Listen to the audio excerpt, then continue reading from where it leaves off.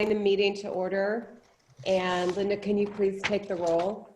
Yes, Councilmember Breckus. Unmute yourself. Unmute yourself. Here, sorry. Councilmember Kircher. Present. Councilmember Cool. Here. Councilmember Robbins. Here. And Mayor McMillan. Here. Okay. And has the agenda been posted?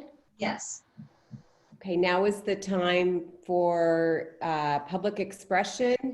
I don't believe there's any public on the line, so I think we can just go directly to the budget workshop presentation and discussion of the draft Town of Ross budget for fiscal year 2021.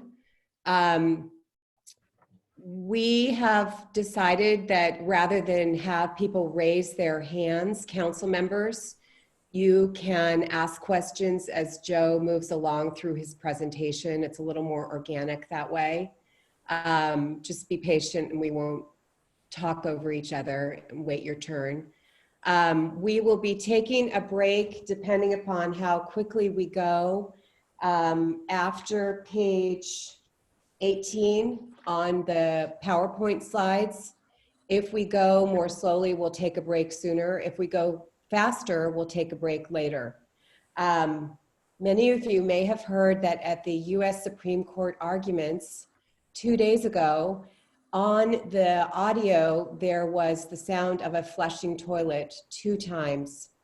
So I just caution us not to get into that same trap, and we will be taking breaks.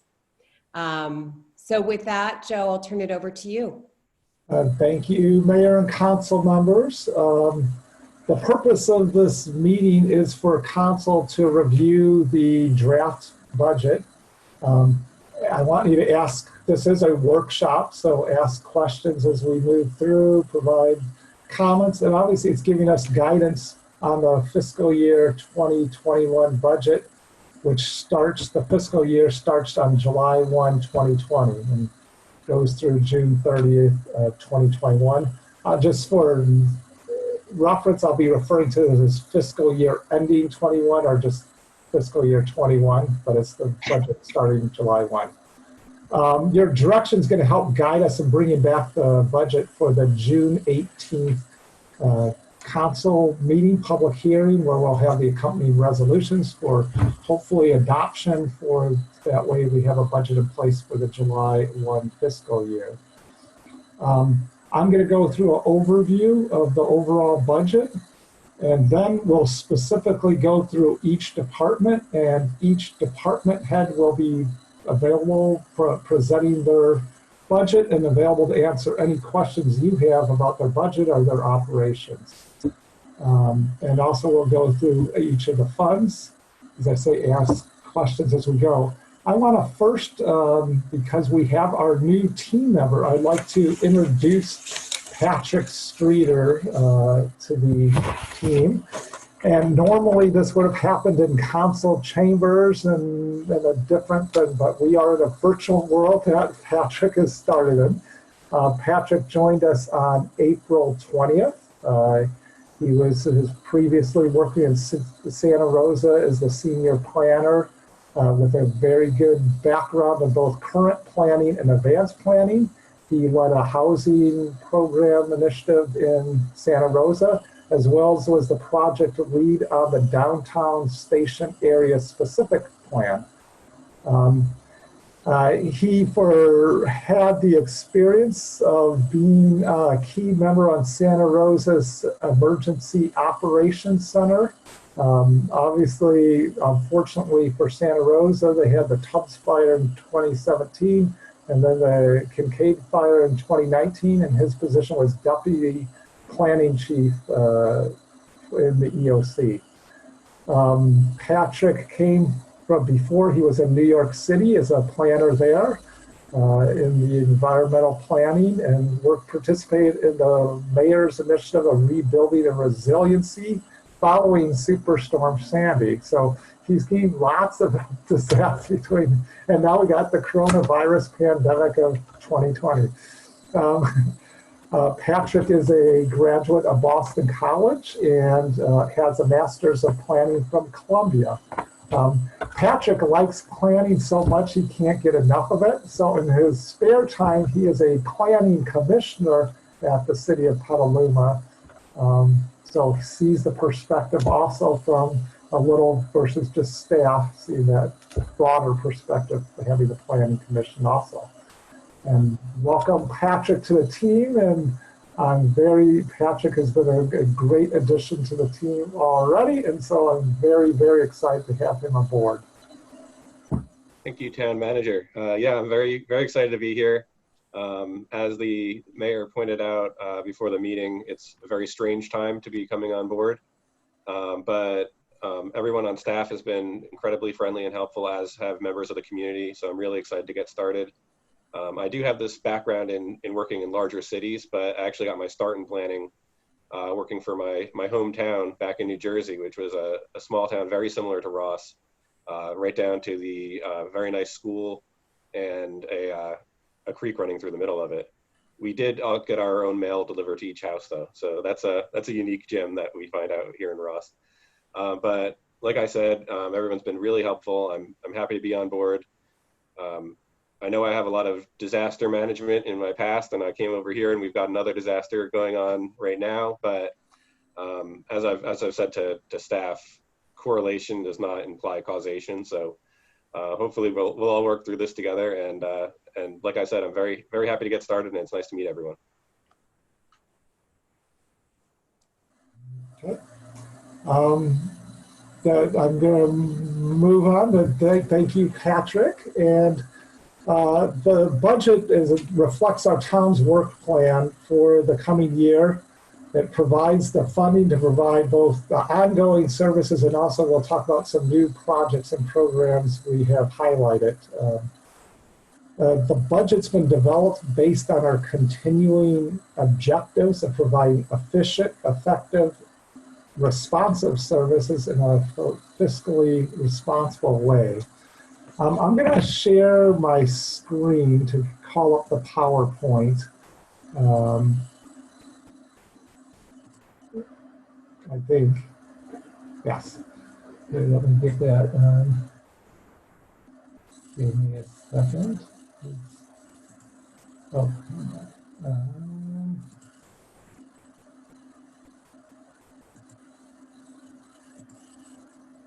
okay, there we go. I'm going to be walking through this in the PowerPoint, and we're starting on the page 2 of it.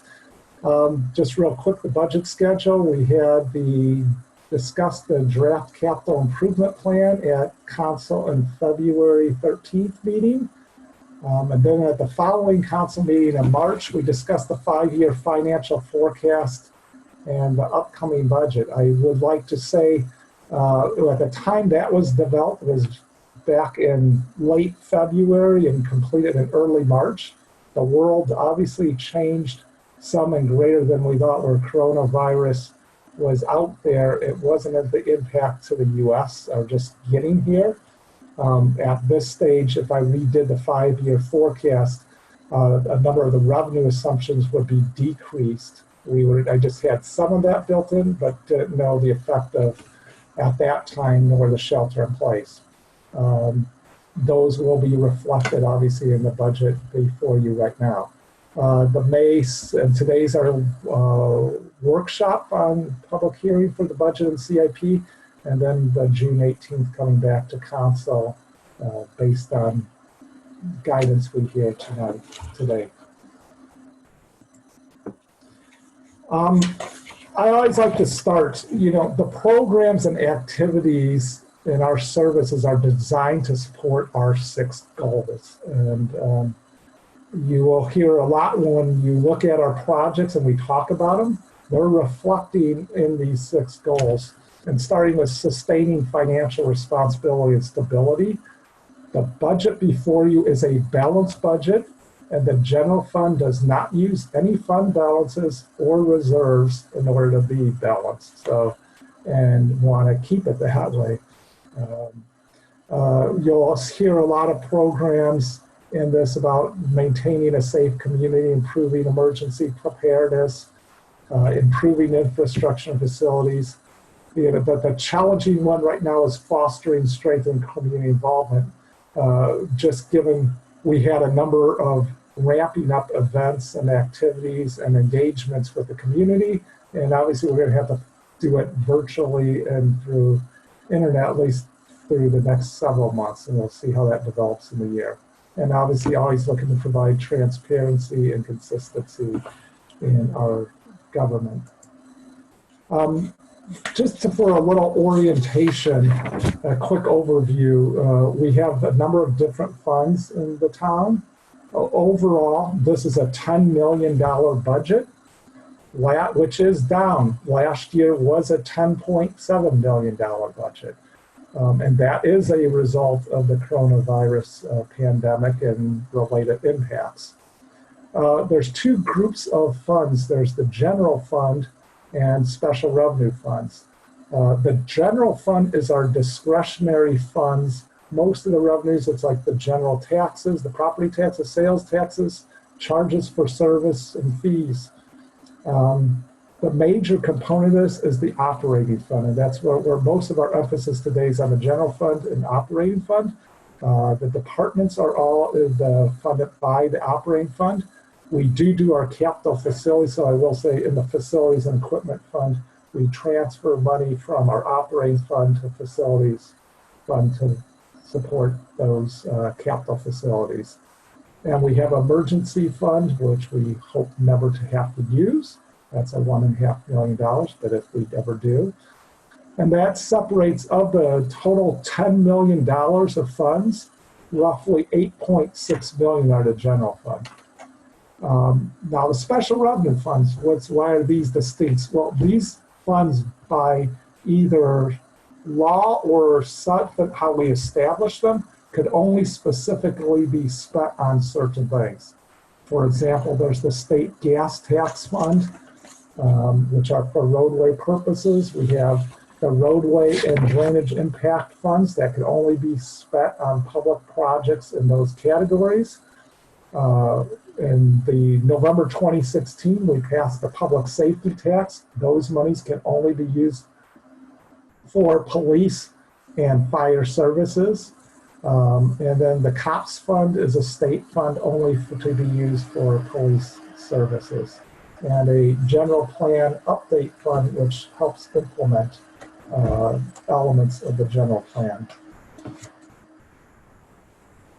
And if you have any questions, please ask. As I said, feel free at any time to ask any questions. So, the COVID pandemic, it has significantly changed all sectors of society, whether you're individual, the community, business, and government. And we see it, obviously the economic impact has been drastic and quick.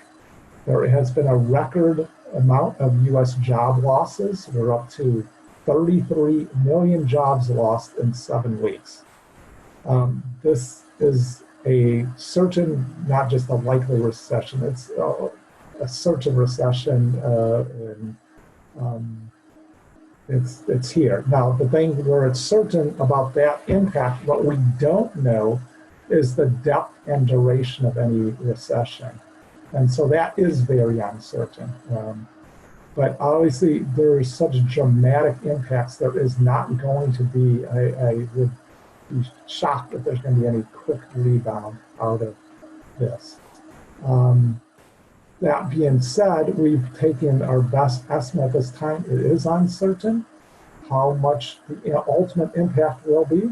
If we need to come back in the middle of the year or sometime in the year to revisit revenues and expenses, we will. So we have a budget that is a balanced budget. It's taken what an estimate of the impacts of this situation are, but it could change. And so real quick, Ross has some protection from the immediate impacts. You'll notice the one important number here that is a positive is property tax. The budget is increasing 5.1%. This is a much more stable source. It doesn't bounce up and down with economic changes. There's a couple-year, 2-year lag from the time of impacts on property until it hits the property tax payments themselves. So it is a slow, both in the negative and positive side, to adjust. Over 2/3 of our revenues, general fund revenues, come from property taxes. Now, the other components, what does get hit hard by this are taxes such as sales taxes, service charges, building permit revenues, recreation revenues. And 1/4 of the town's revenues are anticipated, those categories make up about 1/4 of our revenues. Those are anticipated to be about a 20% decrease overall.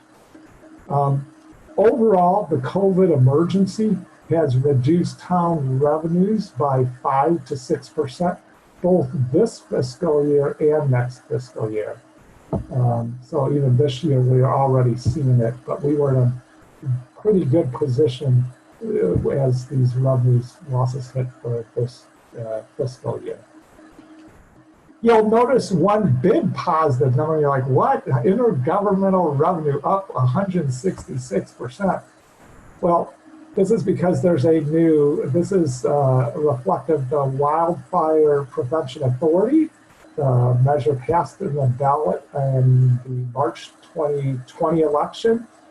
There's 2 local pools that will come to the Ross that are $106,000. So this whole positive, it would have been like about a 0% change, maybe probably a slight negative without that. But we have $106,000 of additional revenue, and we will also have $106,000 of additional expenses related to wildfire prevention that we will get into.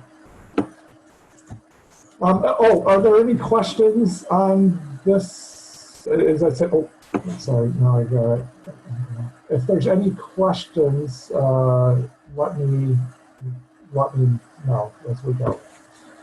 I have a question, Joe. You mentioned that if the recession lasts longer or is deeper, that you would check in on the budget periodically as things go forward. When would be the first check-in that you would propose?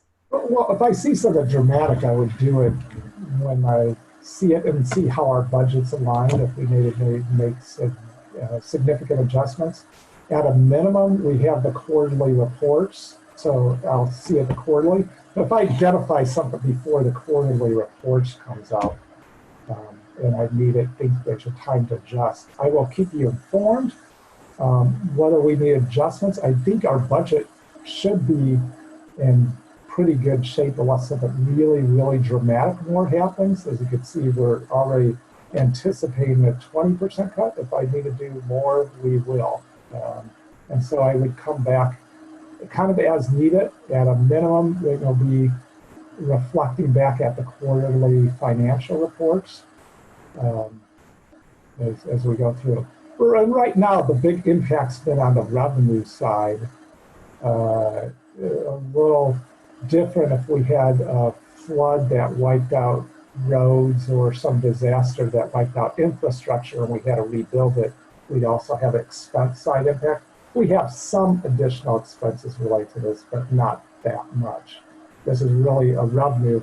And in some cases, like the department ends, we're able to reduce the expenses to some degree, like in building and recreation, as this goes along. I have a question. You say that you can reduce the expenses. So is the planning and revenue reduction 20% down? Is that after taking into consideration the reduction or before? This is the revenue side. So I'm about to go on the expense side. If you want me to flip to the expense side, the next slide, this is the response to this. Remember, this is a balanced budget. So, and you notice there's a lot of negatives on this page year to year, how we're changing the expense budgets of each department. In the case of planning and building, there's a 12% reduction. Recreation, 21%. You see there's everybody's negative. The only one that has some additions, fire. Just so you know, when I did the fire budget, this was prelim numbers from before there was a fire draft budget. Now I have a budget where this 2.6% is overstated. This will go down somewhere around the 2%, maybe slightly under 2% now, with what I'm seeing on the Ross Valley Fire Department budget.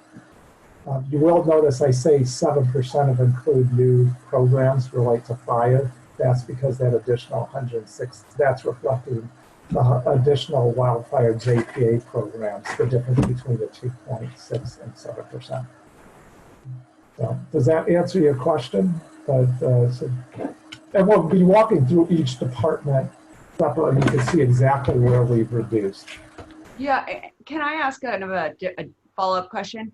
How did you base, what did you base your projection that planning and building are going to be down 20%? Based on 2008?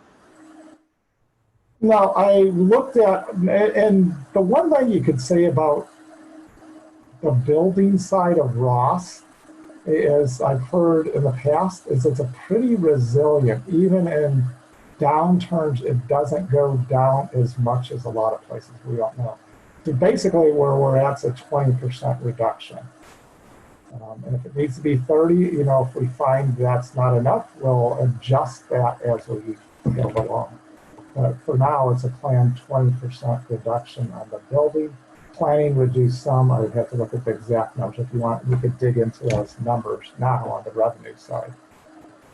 But it's approximately, obviously, the overall, that's departments at 20%. Yeah, planning's down 20% and building down 21%.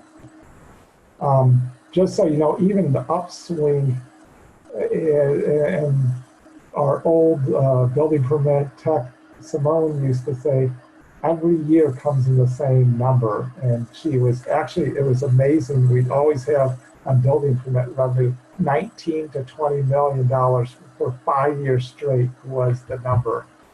It's ranged a little upwards sometimes.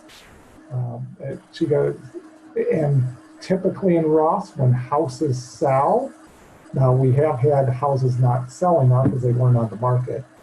We see a lot of activity on the building side because so many people do different things with the property once they buy.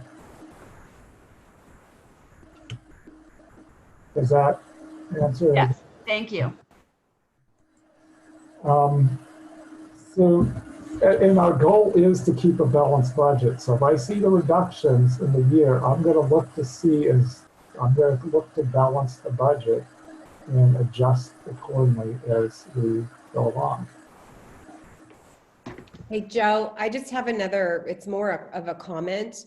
Elizabeth Breckus and I were on the MCC-MC mayor's conference call a couple weeks ago, and Ross and Belvedere and Tiburon are in a really good position compared to many other communities that have a huge reliance on taxes such as sales tax.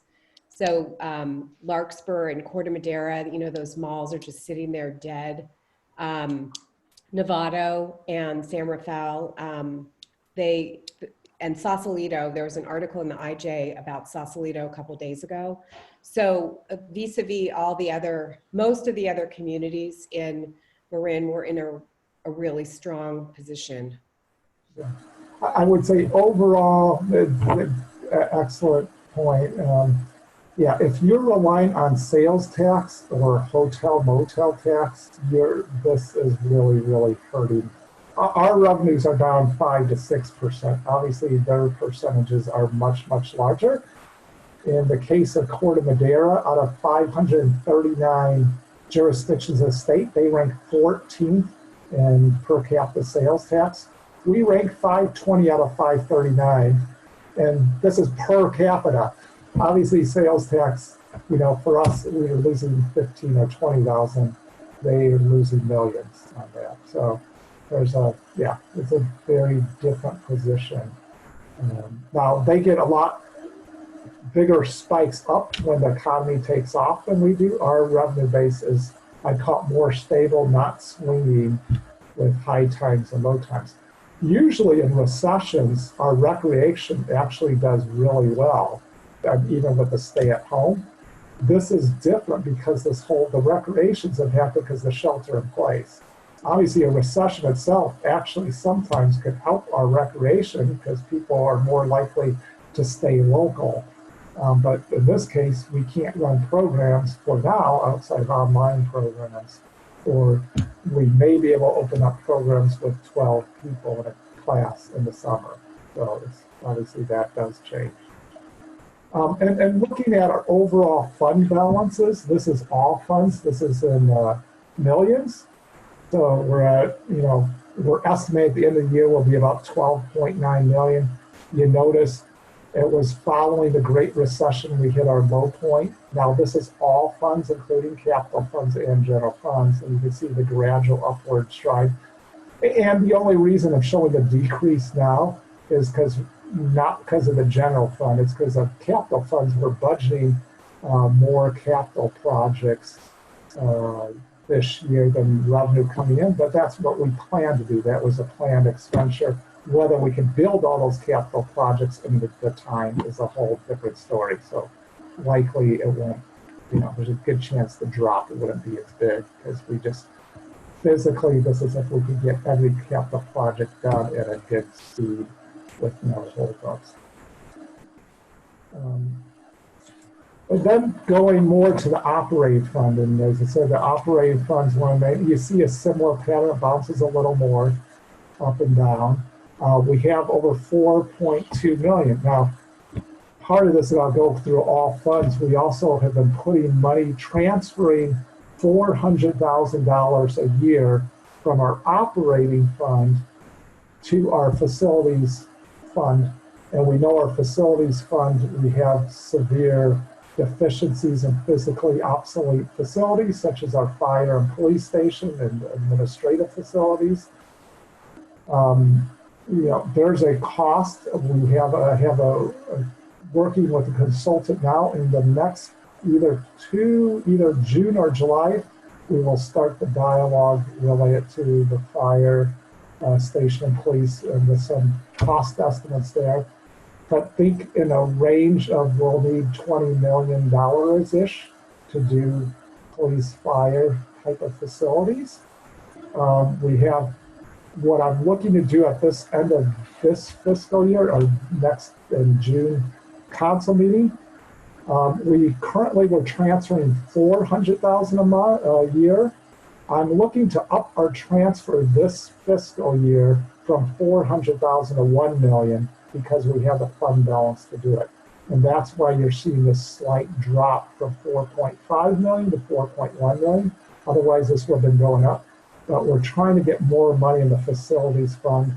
And so I'm proposing and recommending we increase the transfer from the operating fund to facilities fund from 400,000 to 1 million. And I'll put a council item, if that sounds acceptable. I'll put a council item on to do that. Any questions on this table? And after this, I was going to roll into a little more breakdown on revenues and expenses. So page 9, as you can see, the property tax represents 58% of our total revenues. If you count the public safety tax, it's up to 69%. Now, this percentage is going up. I take it once building and recreation normalize a little bit, then you'll see this go back to 2/3. Part of the increase this year is just because the decrease of the others. But the bottom line is, this is our base, is still the property tax. Recreation was at 10% last year. This year it's 7%. Building was at 10%. This year 8%. Obviously, these are both as a result of the COVID emergency. Other taxes, this includes This represents about 4.2% of our budget. This includes items like the sales tax, property transfer tax, franchise taxes, business license fees.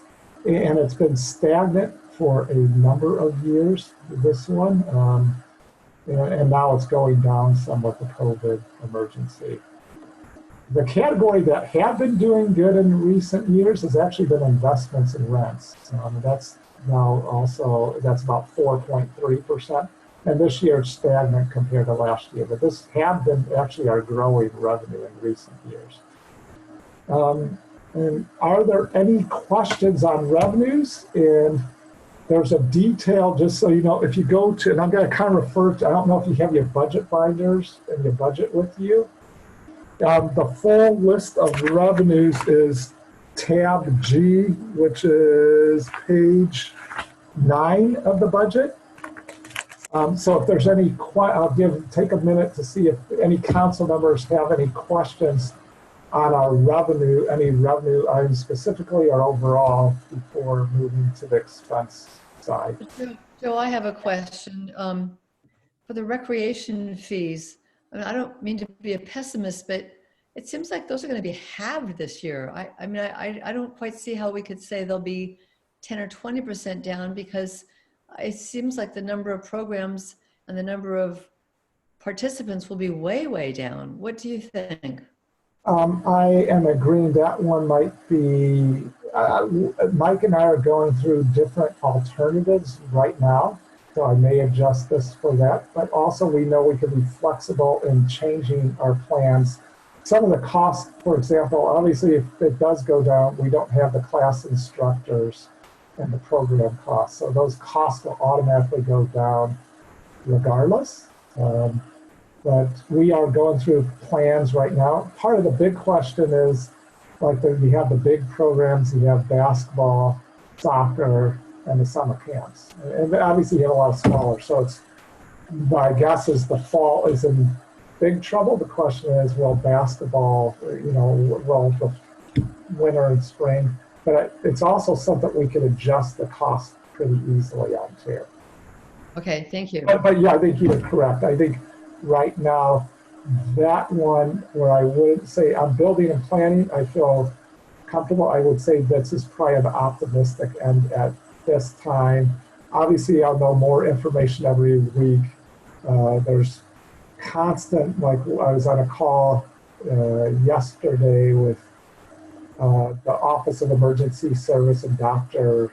Willis, the public health officer, about opening things up, and one of the dialogues is how will summer camps open up? Obviously, we need to get into what will mean for fall. I think it's too far out for them to get that far. But yeah, I think you're correct, that one. But I also know this is one where we could adjust expenses pretty quickly too. Okay, thank you. I have a follow-up question on that. It occurs to me that because we control a lot of space right away and public space, that there is an opportunity to, do some additional recreation classes. I mean, I know my gym's going to open at some point, but I'm not sure I'm going to go there. I'd rather be on a bike, or I'd rather, I do like lifting weights, but I'd rather do it outside, and they don't have space to do it outside. But if we offered, weightlifting or some kind of, different aerobic classes or that kind of thing, and used our public space for it, that just, I think, could be a huge draw for people. And, I've kind of been, as I roamed around Ross recently, I've been thinking, like, why couldn't we consider shutting down, from Eddie's to, St. John's and that street, and run recreation programs in the street and just expand the space that we would have, so that people feel like they, if we had kids, the program would be very, we'd have a lot of space for them to be in. And then perhaps offer adult rec. I would think those are, and we'll talk, get Mike there, but those are some good options. right now, and I would just say the common itself. Obviously, the common's a huge space. It would be pretty easy to socially distance on the common. Right now, one of the limitations for this summer, and as I said, they're changing, is it looks like the numbers they're going to allow, at least currently, unless they change it, is 12 people per class. Which we could run multiple classes. It's just they are limiting. It's not like they're going to allow us to have 30, at least in the summer. I don't know how it's going to change in the fall. But I do like the idea, obviously, being outside and given adults, for example, aren't using their gyms anymore.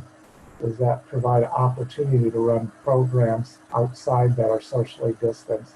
And I would think social distancing is pretty easy on the common. Yeah, I mean, my thought is, obviously we don't want to buy all this equipment, but there's no reason that Ross Rec couldn't reach out to some of the local gyms to just bring their equipment to the commons and, run classes at 8 a.m. And, if it has to be 12 classes and they offer, a few classes from 5, 6, 7, I think those could be hugely popular. And if we're looking at, 12 people per rec teacher, then it seems like, we need to staff up in terms of the amount of, teachers. And I mean, my kid's been doing rec at Ross Rec for a long time. When you look at those classes and you think of them all being outside, I don't think the commons is enough space.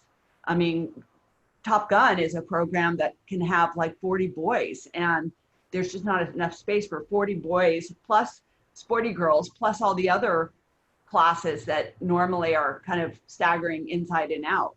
So, I mean, I think Elizabeth's point that rec could be down is legit.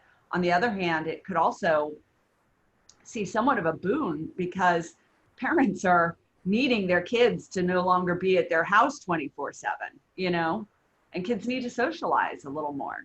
Yeah. So I'm not sure. I just wonder if, are we doing enough planning on the rec side to, I mean, I know it's hard because it's uncertain, but I mean, are we doing enough, and can we, potentially do a little more? And I don't know, I don't know if anybody else feels like there's no reason why we can't shut down our public right of way at this time. I know it would increase traffic on the side streets, but it just seems to me, if I've been biking, it is outright dangerous to drive around our common areas on a Saturday and Sunday, given the number of bikers. I mean, there's so many bikers coming through, and maybe this just increases as I don't know, but it just seems like it's an opportunity for us. And really, if Mike's available, he can also respond.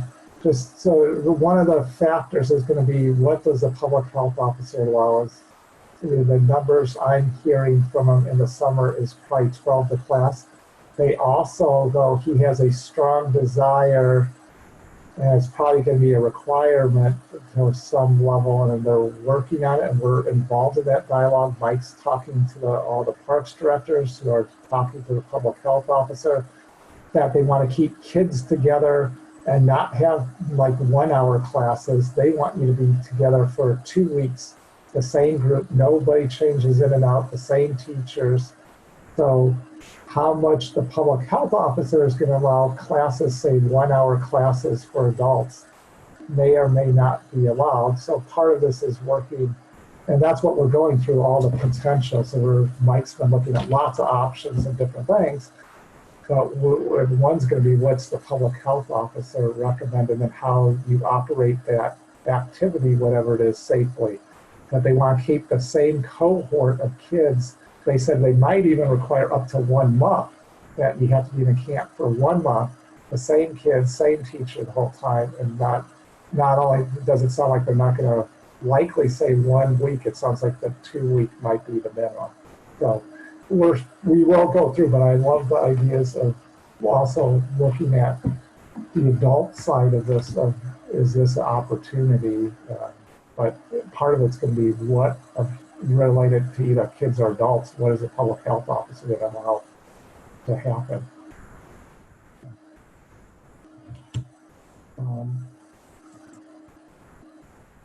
Going to the expense side, and this, so I'm on slide, or the PowerPoint slide 10. This is a breakdown of our expenditures by type. I also will have by departments the next cut of this. Our largest expense is wages and benefits. It's 42% of our expenses. The Ross Valley fire contracts, about 26%. As I mentioned earlier, this number is likely to go down some. When we put in this budget, it was before the draft fire budget had come out that I had seen. So this is likely to come down 20 to 30,000 when we come back. Then looking at contract for services, this outside services, this is currently about 12% of our budget. This is contracts such as the building services, the attorney, accountant. This is decreasing 10% from the prior year, and it decreased the year before that by 10-20%. So this has been in a decrease over time. And I don't know what else. I do want to say, I find it important. A lot of jurisdictions stop capital funding. The first thing when times go hard is let's not do capital improvements. I kind of disagree with that philosophy. I look at our goal, maintain and improve infrastructure and facilities. I'm happy to say we still have a capital investment, and this is the general fund side, this $845,000. If I count all funds, it's $2 million of our $10 million budgets for capital, and I think that's a healthy thing. We need to get Bolinas Road fixed. We need to move on with our facilities, and so our goal is to continue to invest in the future while keeping a balanced budget. And are there any questions? And I'm going to go into the department side of expenses after this. Any questions on these categories or anything here before moving? I have a question, Joe. On the debt service, which I think is the payment to Ross School for the Ross Rec facility, has that been refinanced? Because it seems like it's $10,000 every year and the principal's barely going down. It's a contract amount, and I can't remember. Probably you or Councilmember Robbins, because I think you were probably involved in this. Isn't it like a 60-year contract? It's a way out there contract. It's basically $10,000 a year, but then we get use of some of the school facilities for, including those 2 classrooms for that 60-some years too. I can't remember. One of you two might know better than I, or have a better recall, but yeah, it's $10,000 by year, but there's no inflation. It's just a fixed dollar amount. Right, I thought it was 10,000, like almost in perpetuity. That was just rent for Ross School, and it kind of guaranteed that Ross Rec would have space in Ross School, and that they would help pay for it. So I don't know. I always felt like it kind of worked well for everybody. It's not a lot of money for the town. It's a little bit for Ross School, and it's a nice kind of marriage. So it's more like a lease payment, not a debt service. Yeah, accounting, right? Yeah, I agree. It is a lease, but because of how it was written, accounting purpose-wise, it's considered debt service. Okay. So I call that a accounting technicality, and I think it's a great deal, and I think it is a great relationship between the school and the town. And the other side, which if you recall, we changed the contract in the prior years on the fields. The school was maintaining it. We took over maintenance last year, and now instead of us reimbursing them for costs, they reimburse us for a portion of costs. So That's 1/3 now, is that right? yeah, it's 1/3, roughly 1/3. We made a fixed dollar amount. It's like $21,600 600 in this budget. It goes up with CPI. Okay. So Going back to that $10,000, that was Pam Riley, before we had control of Ross Rec, entered into a 66-year lease with the school. and I think it's a great thing. And we got use of those 2 classrooms and the green room or some of the other rooms. So I think it's been a great program. Just to add to that, the lease, Elizabeth, your recollection is right. It was supposed to go in perpetuity. And then when, God, how do I not remember her name? Chi Kim came along. She started arguing that it was a lease in perpetuity and it violated the rule against perpetuities, at which time we agreed to reduce it to 67 years. And so actually it is a 67-year lease, and probably it's been going for 5 or something. Yeah, I mean, as long as there's just an ongoing real relationship and understanding, and, as long as there's something in writing and usually some dollars put to match it, it keeps everyone on the same page. So I think, we'll just keep working with every superintendent as they come through, that, this is a great relationship, Ross, the recreation department and the Ross School. And I think the longer it's there, the longer it's likely to be there. And I think it's great that it's there. I agree. I think it's a fantastic, and to have our offices right there with the main users over in the school. And obviously it helps the relationship easy to work Ross Rec and the school working together. So moving to and we've kind of gone through this. I don't know if there's any, what's basically public safety is 50% of the overall budget. You have some of the operating departments, planning, public works, recreation make up about 34% of the budget. You have the capital and general government. If there's any questions, as I said, we're going to be walking through each department. I'll have each department head going through every department. But this is just to give you a high overview of how the mix is. And this chart's getting pretty boring, but there have been changes this over time, adding positions or subtracting positions, but this proposed budget's holding steady at 24 employees. The makeup of them is we have 8 in police, 6.5 full-time equivalents in recreation. In reality, this is probably lower. I should probably look, because this includes recreation instructors and leaders. And to the degree we cannot run those programs, this numbers will go down. Kind of like they work when there's programs to offer and there's not, they're not. In reality, this year, that 6.5 is going to go lower unless we could run the programs. So, but, and then other staff is 9.5 people. We have 4 people in planning and building department. We have 3 in public works, and then 2.5 in general government side of things. Was there any question on staffing? Do you have any information for us how staffing has increased in the last few years? That would be the table before that. It's been pretty steady. And if you want to see a detailed table that shows the staff by position, go to table tab C, page 5 in the budget. Has a detail of the changes over time. And there have been changes. Some have, at one point we added in recreation, but then we spun off the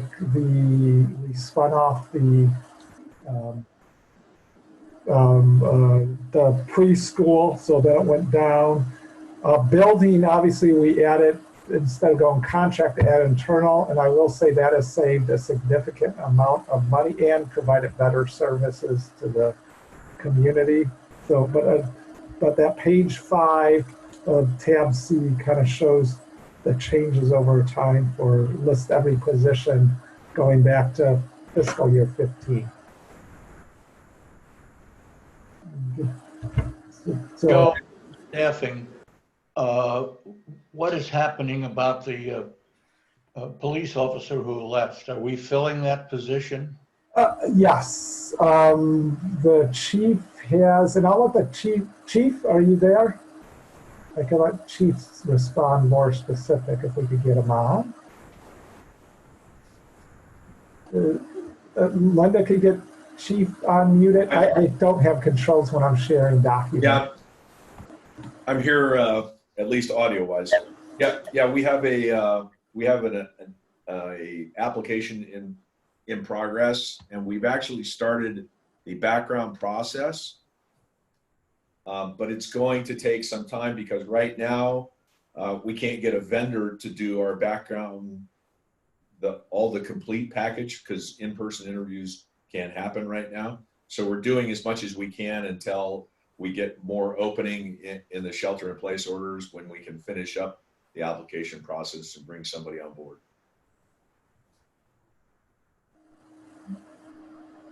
Any other questions for Chief? Or on staffing overall? Can I ask you a question?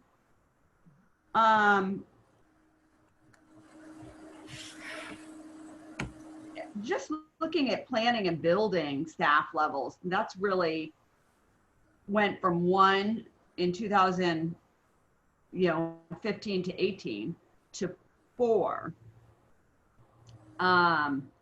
And it doesn't even seem like that's even really a fair number, because the planning building work secretary, well, I'm confused. That was classified under public works before. So in reality, most of the work was with planning and building, but it was in the public works department. So you are seeing that 1, but if you look at that column before, if you add that was Simone, you really have 1.75. But when we hired Barbara as the new permit tech, we officially, when we created the planning and building department, with our public works and building was 1 department. So really those numbers through the 1 was planning alone. And it wasn't until we created that new department in 19, then you see the bodies switch over from public works to planning and building.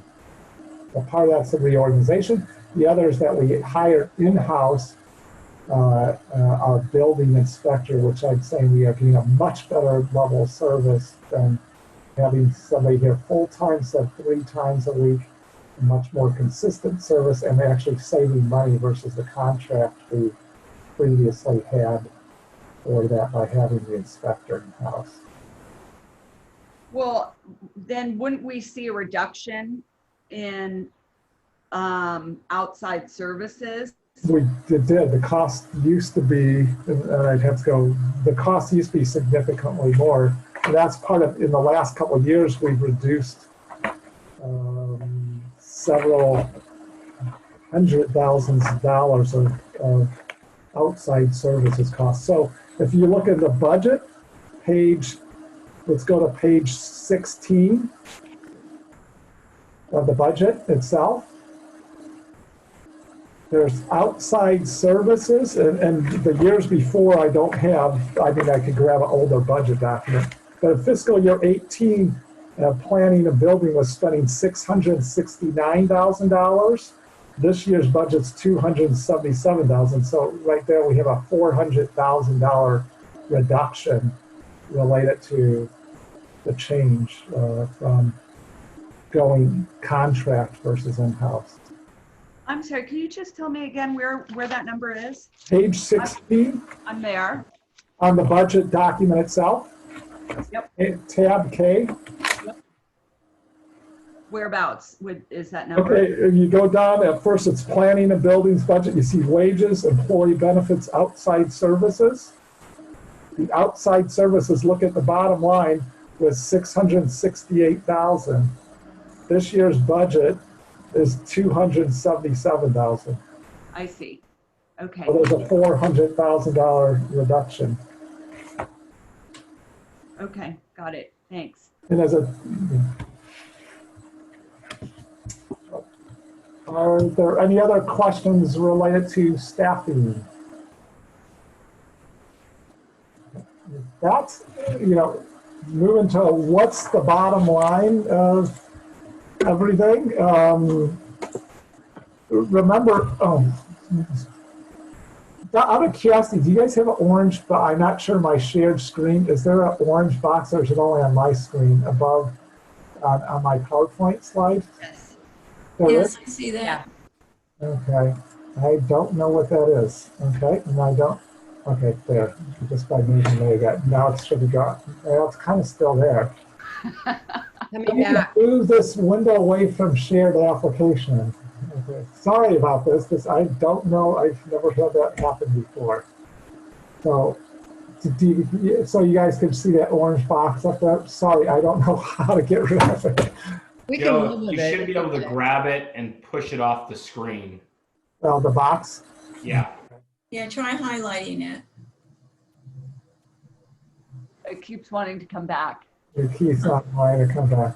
Well, at break time, when we go to break, I will stop share and reopen and it'll refresh. So what's the bottom line? One thing we are also doing that's a financially responsible thing to do, for the last number of years, we've been setting aside and moving at least $200,000 for related to, in this case, transferring money to our pension Section 115 program to help reduce future pension costs and debts. So on top of the balanced budget, we're transferring $200,000 to our Section 115 trust for future pension costs. We do have a balanced budget, and the operating fund itself is $20,000 positive, revenues greater than expenses. The facilities equipment fund, $12,000. So overall, our general fund's a positive $32,000. We do have special revenue funds as we accumulate cash exactly for this purpose to fund capital improvements. So that we're at this point budgeting more than taking in, but that's using fund balances of those funds for that purpose.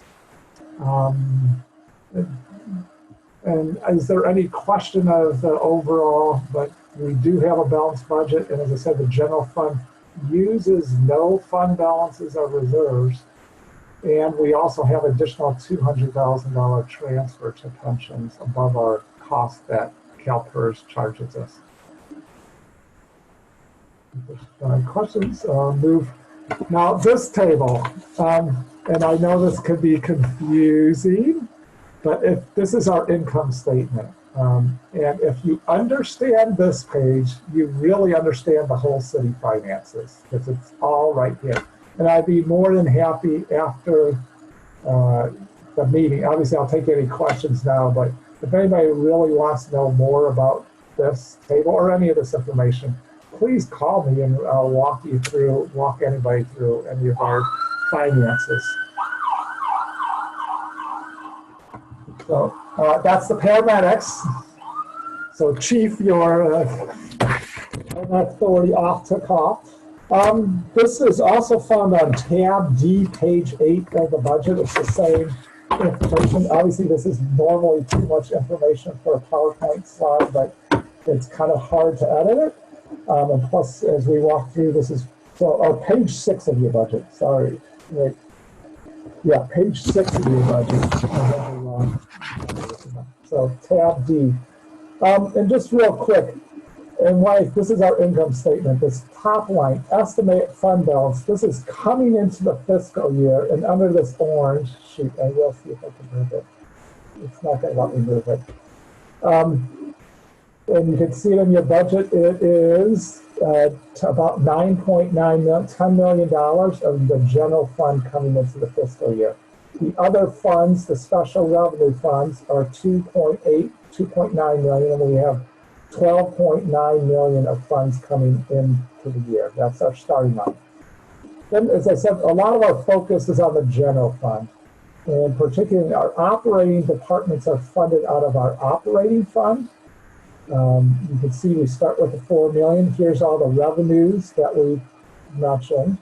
That these come in at 7.5 million. Then our department expenses. And right now, if you look at this, you have we're having 200,000 more in spending than revenues. However, we get some transfer ins, and there's some big ones. One of the special funds is this public safety tax. And is it working that I'm pointing? Hopefully you guys could see my cursor. Hopefully, can you? Just to make sure. I'm pointing, but I don't know if people could see it or not. But the public safety tax, we're generating $893,000. Just so you know, the tax goes up by CPI. The current year it was $1,039. The CPI's at 2.9%, the formula. So it's going to be $1,069 for this year for each Ross parcel, and it generates $893,000. That gets transferred in to pay for police and fire services. We also have a small transfer in related to the general plan fund. Whenever we do programs that are implement the general plan, and we have in this budget some that would go to the facilities fund and some to the operating fund. And the bottom line is we end up $220,000. Then we do that additional PERS pension section 115 payment of $200,000. So we end up with the $20,000 fund balance, or $20,000 per year, revenues, resources greater than expenses, and we end up with the estimated end fund balance.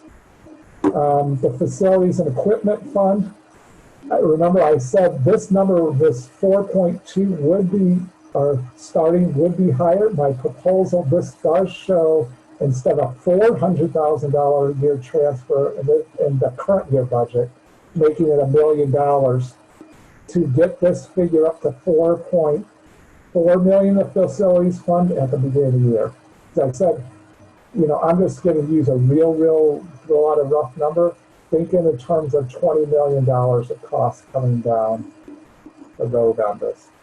So I'm trying to get as much money from the operating fund into the facilities fund. But this still leaves us a healthy fund balance. And plus we have this emergency fund balance of $1.5 million. And so the total general fund, this is where I mentioned that number of 32,100 positive per year, revenues that were expenses. That's the combination of operating fund and facilities fund.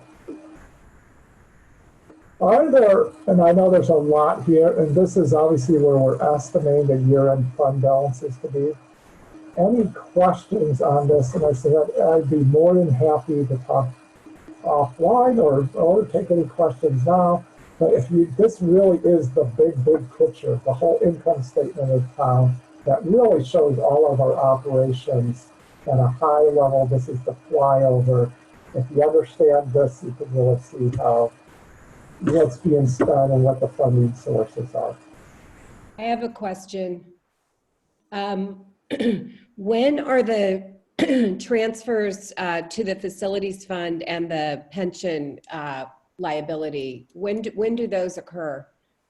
We wait till the end of the year to do the transfer in, so we'll be doing it in June. And the pension, been doing some, but most of it's still coming up. So if things got really dire, we could always reduce those. Yeah. Things.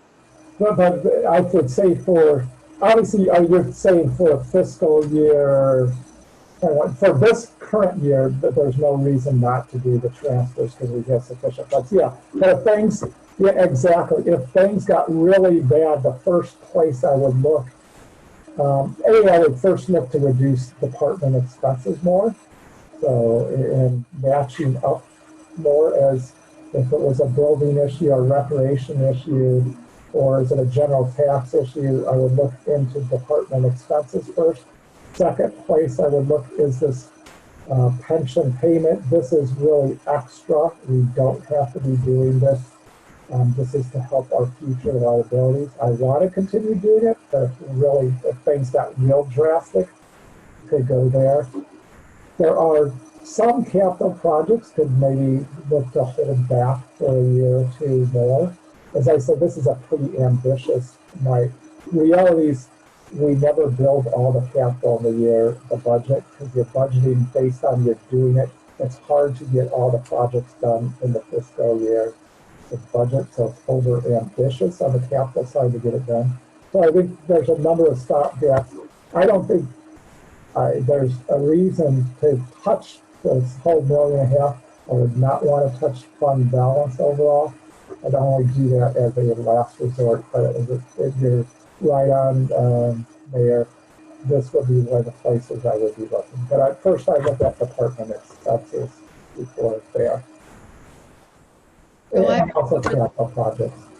I have a related question. If our budget is in dire straits, can we take back money from the facilities fund and use it for town expenses? Can we take back what we put in there? I would hope we never get that desperate. I would only think the only reason we get that desperate would be if, quite frankly, if there was a fire, earthquake, or something that wiped out some of our property tax base.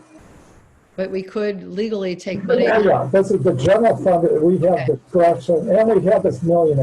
We have full discretion. The general fund is our discretion as town. The special revenue funds have to be set for special specific purposes. This is discretionary. So yes, we could move money to the facility, the emergency fund. Okay. But Thank you. yeah, I would think it would take a property. Remember, our number one revenue thing up here is property tax. It would really take something that hurts that base before I would think ever to go there. But it's a great point and question. Any other questions on this table? I have a question. The net change in fund balance in the facilities and equipment is 12,000, even though we're putting in 500,000 into the fund. Yes. Because there's a lot, we'll walk through the capital projects we have in that fund for this year's plan. As I said, I doubt usually we can't even get all those projects done as if it's a very ambitious plan. But yeah, that is correct that we have, with the 500 we end up with 12,000 positive. But looking, we still have a positive in the operating fund too. So we're positive in both of them. Even with, I guess if I transferred 500 instead of 400,000, what would happen is, if I reduce this 500 to 400, this would 20,000 would go up to 120,000, and this 12,000 would go to negative 88,000. The end result would still be in the general fund, this 32,000. It would just be shifting which bucket is the money in. Okay. So want to go, our goal is obviously to continually provide our services effectively, efficiently, and responsibly as we can. In addition, this budget includes a number of new projects and programs. And one of them, the top categories, we were looking to do some things in, but now it's much more robust potential. Given the wildfire JPA passed the March ballot, we have $106,000. And if you want, the fire chief could explain if you want some more into these programs, or I could just move down the list. I have a question on that. Could we also include evacuation drills as part of what we're doing? Absolutely. And we do have several planned like we did last year, and we'll continue with that. And the numbers we'll look at and certainly serve a different area than last year, or combined it with what we did last year. I think it'd be great to have, unique neighborhoods focused on drills and putting those signs up in their window if they don't need help, if they've already left, all that kind of stuff. So that'd be great. And I can work with Gil on that as well. Great, thank you. And I'd just like to chime in with Jason. We've been talking about these drills. However, the current pandemic has kind of slowed that down for right now.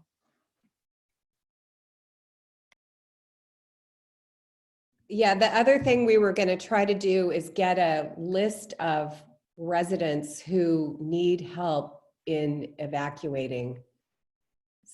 So that's probably encompassed in that bullet point. And I can certainly work with Chief Masterson, and we have been on the evacuation piece. They've been an integral part of that. It's actually in their wheelhouse. But as it relates to our residents that are at greater risk, we can look at that from a disaster preparedness perspective and work with fire and law on that. Correct. Thank you. What are we going to be doing by way of vegetation management? So the priority will remain on the evacuation routes and then immediately around the homes. So we're going to increase the number of inspections, or what I'd rather call them evaluations, of the household and educate our community. Looking at offering grants for when we have more expensive tree removal or other items that may be an obstruction to getting it done. And then a lot of focus will be on those primary and secondary evacuation routes for vegetation management, especially in the first several years. And we're working on that plan right now, inclusive of the entire Ross Valley Fire Service area.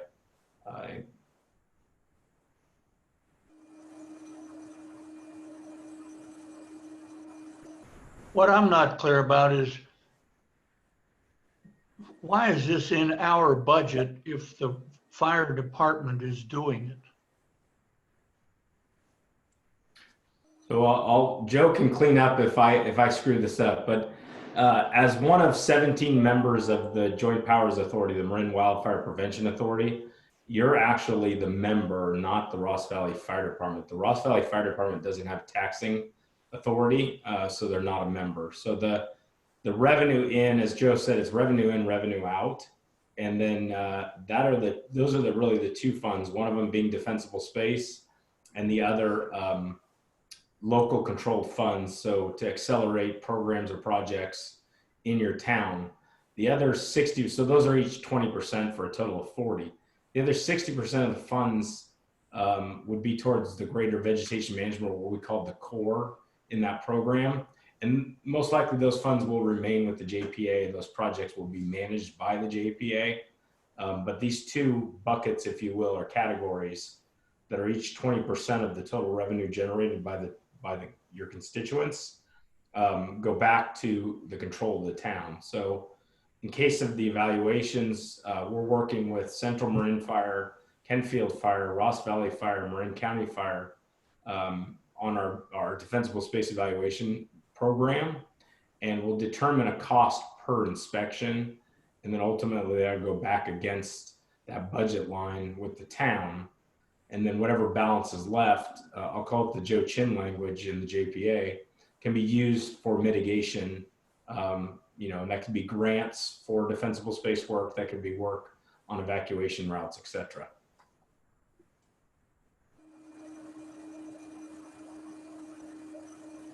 Thank you. Any other questions about this program or emergency preparedness for either of the chiefs? No, I just have one quick one, which is, thinking of those priorities, it seems like defensible space, so that saves houses, but evacuation routes and enhancements, that saves lives. So shouldn't we be working on the evacuation first and then the defensible space? So Doctor, I think they're in parallel. One is if you're adjacent to a fast moving fire and you have adequate defensible space around your house or your home, the chance of survival is much greater. And then during an evacuation, it's obviously important when we have congested roadways that people be able to survive on them. So I think you can't necessarily approach this from one aspect or another. It really is a holistic approach. And, you know, there may be times when you have to shelter in place at your home, and we want that home resistant to ember showers. At the same time, we may be evacuating people and putting them on the roadways, and having the roadways suitable for evacuations is important. If you look at like the campfire that occurred up in Paradise, out of the 88 fatalities, only 8 were on the roadways. The rest were in and around homes. So it's truly a combination of the two, and we're approaching them in a parallel manner. So the first several years, there's going to be a heavy approach on the evacuation routes, as well as this parallel approach with defensible space, because if you're doing one without the other, they need to complement each other. Does that make sense? Sure. Thank you very much. Any other questions on kind of program related to emergency preparedness? Okay. Walking down the rest of the list, and obviously the next 2 relate to the facilities for them. That review of the Civic Center sites, either June or July meeting, and I'm hoping at some point we get back into, we'll see if it'll be at the virtual meetings, is bringing information on the decision relate to police and fire facilities. I should have a rough draft cost numbers of different options. Obviously, we've heard pros and cons on what facilities should be constructed, relate to fire and paramedic and police. And whenever we get that decision, and I'm going to guess, obviously there's got to be a lot of community input and engagement on this topic. And it'll take several council meetings. I'm looking for the first to be a lot of information and get questions out, and obviously give time to deliberate and over 2 or 3 meetings. Once we get that, we can move into this whole Civic Center master plan. But we need to get to, so then whoever's the master plan knows what is the facilities they're looking to fit on the site. Another project is the Roscommon Landscaping Master Plan. We have a $200,000 Prop 68 grant for recreation type facilities. There's a lot of old baiting. We need to change out or rehabilitate the pathways. We have hedges that have seen their time is probably gone. It's a great time to look at a reorientation. If we want to reorient anything on the common and different gateways to like Eddie's in the downtown or post office or feeding areas, whatever it may be, this is the time to do it. So that's what that plan. And it also does link into the next one is downtown visioning. Obviously, the focal point of our center of our town, we've got the school, the post office, the downtown, the common, and how they interrelate. So this downtown visioning, I see, actually fits in really closely with the landscaping master plan.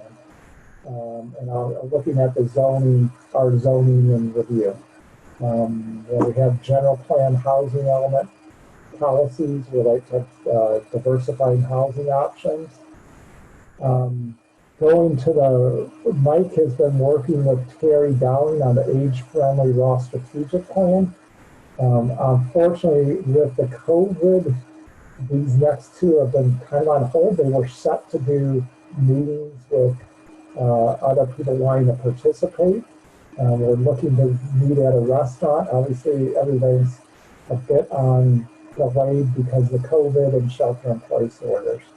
But obviously, at some point in the fiscal year, we want to get the strategic plan going. And then from that, what are the age-friendly programs that make sense? My guess is obviously these are delayed.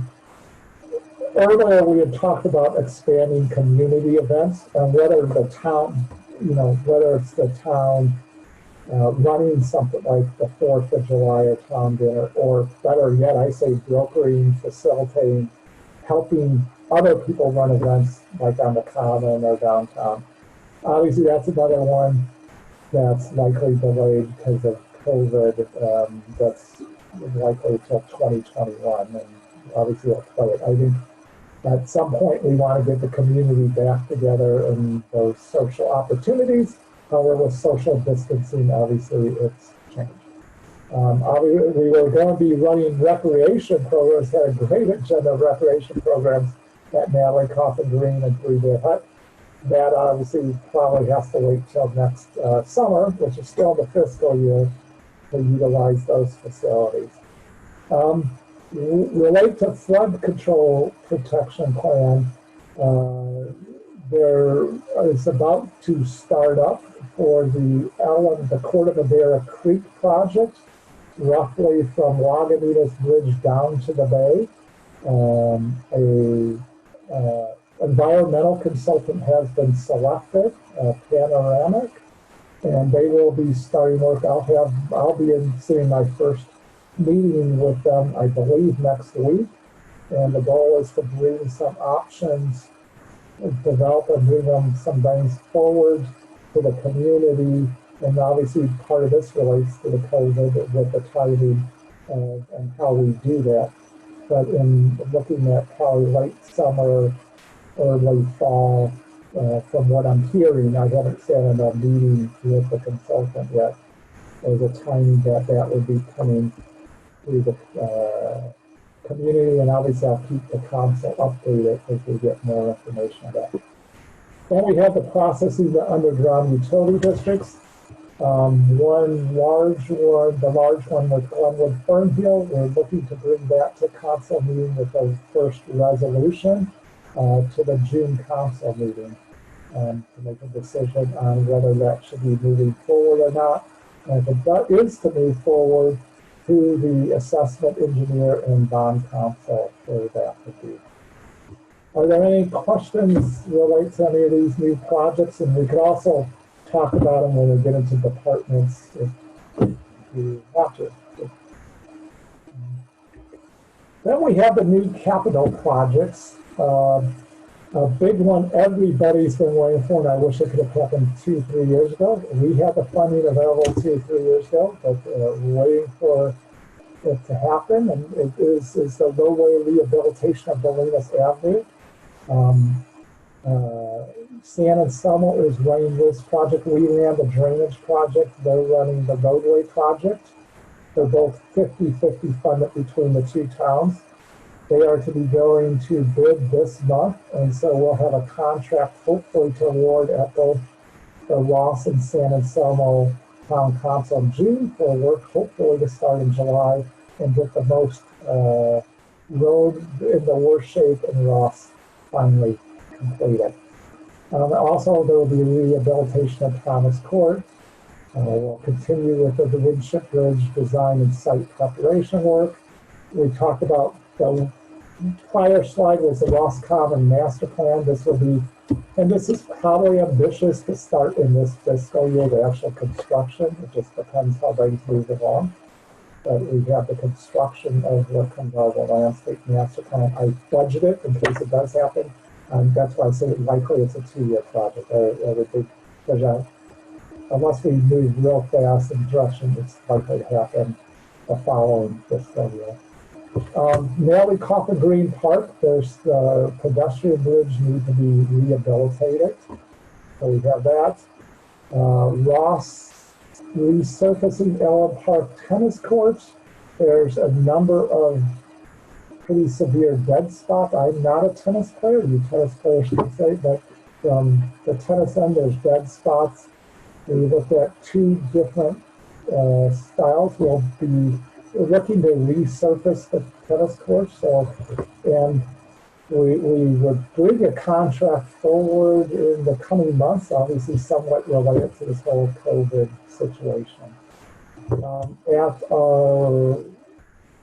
When we talked about the CIP last time, council mentioned we look to do electrical vehicle charging station. We've added that at the post office.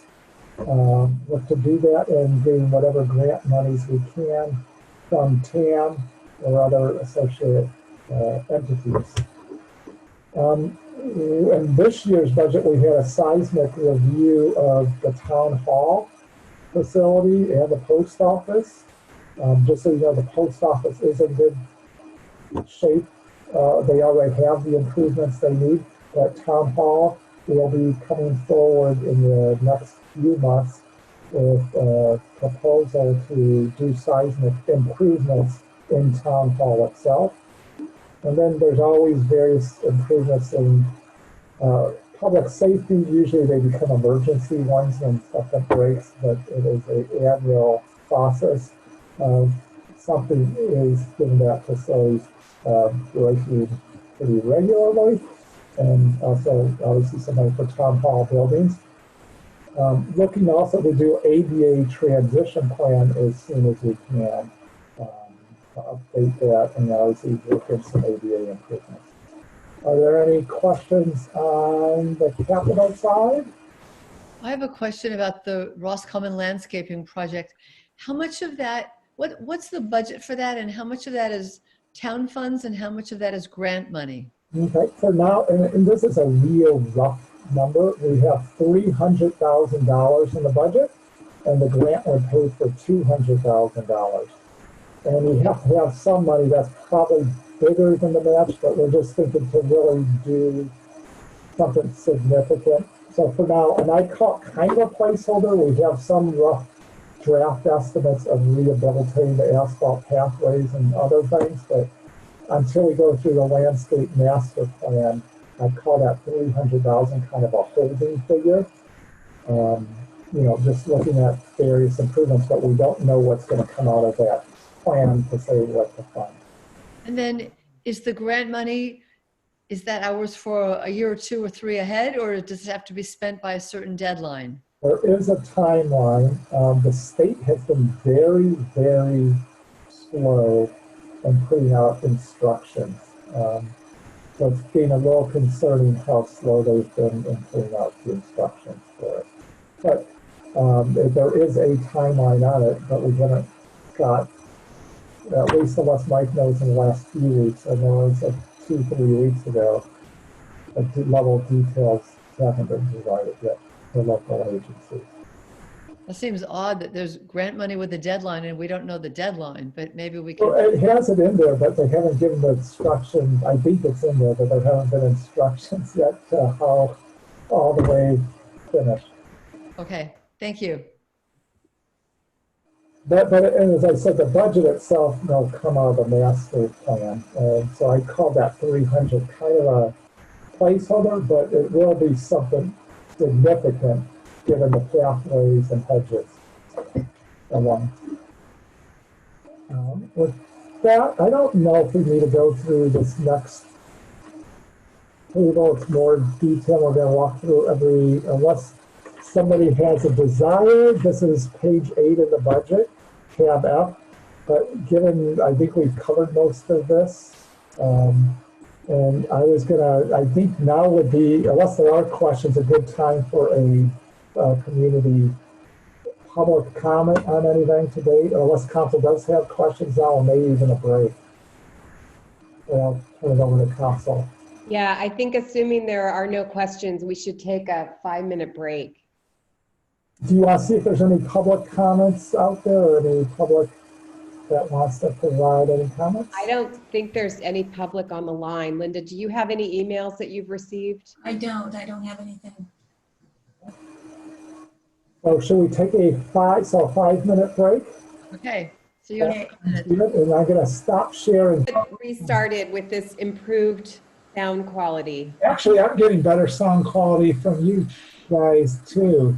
So, oh man, okay. Oh well, lesson learned. Okay, so we're gonna start the departments. So we have all the council members and ready to go. And hopefully we have each of the department heads. So Linda, after general government, we're gonna flip through to each of the department heads one by one.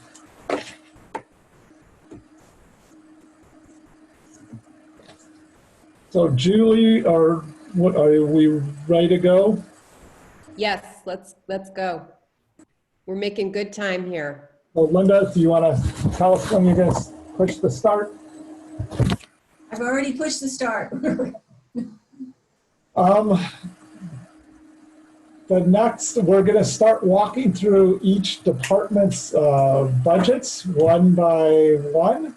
The first is general government, and I'll refer you to the tab and the budget page. It is tab H, page 11, is the general government line item budget. Just a few highlights, and general government entails all the general services such as the management, finance, accounting, HR, the attorney, and town council, the town clerk. So really all the services supporting the overall organization. And the general government budget is down 0.2% from the previous year. Wages and benefits are 3.5% higher than the prior year. Outside services are 4.7% lower than the prior year budget.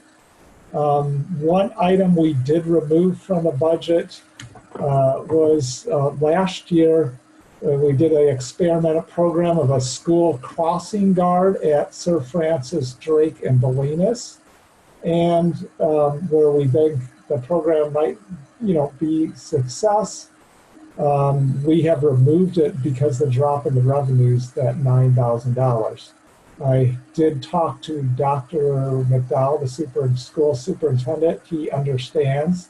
And I said in future years, once the revenues return, we very well may want to partner again. And he fully understood, given our revenue drops, the 5 to 6% drop in revenues. The budget does include the continuation of a $9,300 for the community homeless fund program. The expenses for insurance, our property and liability insurance. This market had, and the costs aren't just in this budget, some of it goes through every of the departments. Our overall, they're projecting for our whole plan group of 30 Bay Area entities, an increase of about 20%. We're at the low end, we're one of the lowest with the 8.4% increase. It is hard to buy insurance, obviously with all these disasters, the major fires, the major floods, and now COVID, I don't know how that's going to play in. The insurance markets, especially to get the excess insurance to buy the coverage, we have coverage, that starts really at like $5,000. But to buy coverage over $250,000, especially to buy the coverage over $1 and $2 million, is getting very, very expensive. So we're grateful that our increase was only 8.4%, but obviously insurance is a troubled market. So in future years, it's hard to know where this could go. Workers' comp, I actually have good news, and this spreads through everybody's budget. And we've had, knock on wood, a good record in the last number of years. Our rates actually decreased slightly from this year on workers' comp. Most entities in our pools went up some, but not too big. So we are actually, for now, that is a good thing. And other expenses are held really around 0% steady. Some decreases in the outside service lines. Any questions on general government? And as I said, it's page 11 and 12 in your budget. I have a question. I'm just wondering, under membership and organizations, what the council expense is and what the travel and training expense is. Council expense, I might actually ask Linda to answer that because she's actually the one who completes. I believe it's when you go to any, I'll save that question because it could also be memberships and leaves. If I had is either Liz or Linda. Could one of you answer that? As related to travel and training, that's when any of us in the department or council goes to a conference. That would be used there. If you notice, this year we didn't go too much, so we didn't spend. I would hope next year that more of us are going to conferences. There's also conferences for council members like the League of Cities, which I think runs some actually pretty good ones for like the new council members and new mayors. And also, I did not go to the ICMA conference this year, so we didn't spend much that year. So that travel and training is any of us travel and training. Now the council expense, Linda, could you? Yeah, it's mostly attending MCC meetings, anything that we purchase for council meetings, things like that. We host, a meeting for the MCC as well. So those are mostly what we use it for. But the dinner has its own line. That's a separate, yeah. But the dinner itself is that line. That is the cost for that one dinner. And we get some revenue offset, obviously, a fraction of that. Okay, thank you. Then I have a question. I say this every year, and I don't expect to get very far this year, but there are a number of expenses that we have that, really should be borne by the county and not by us. And it's probably politically unwise to undo this, but I still think the county should be paying for the homeless fund. When that got spread out over the city governments, there was no reason to do that. That should be coming out of the county budget. And maybe this year, with some of the other cities strapped for money, there may be some groundswell to say, look, we're going to not pay this year. We'd like the whole thing to go back to the county, which is kind of where it belongs. I don't think we should do anything right now, but I do think we should keep our eye out for that, because I think every time we can get $10 or $20 or $30,000 off of our budget that's not really our expense, that's good for our town.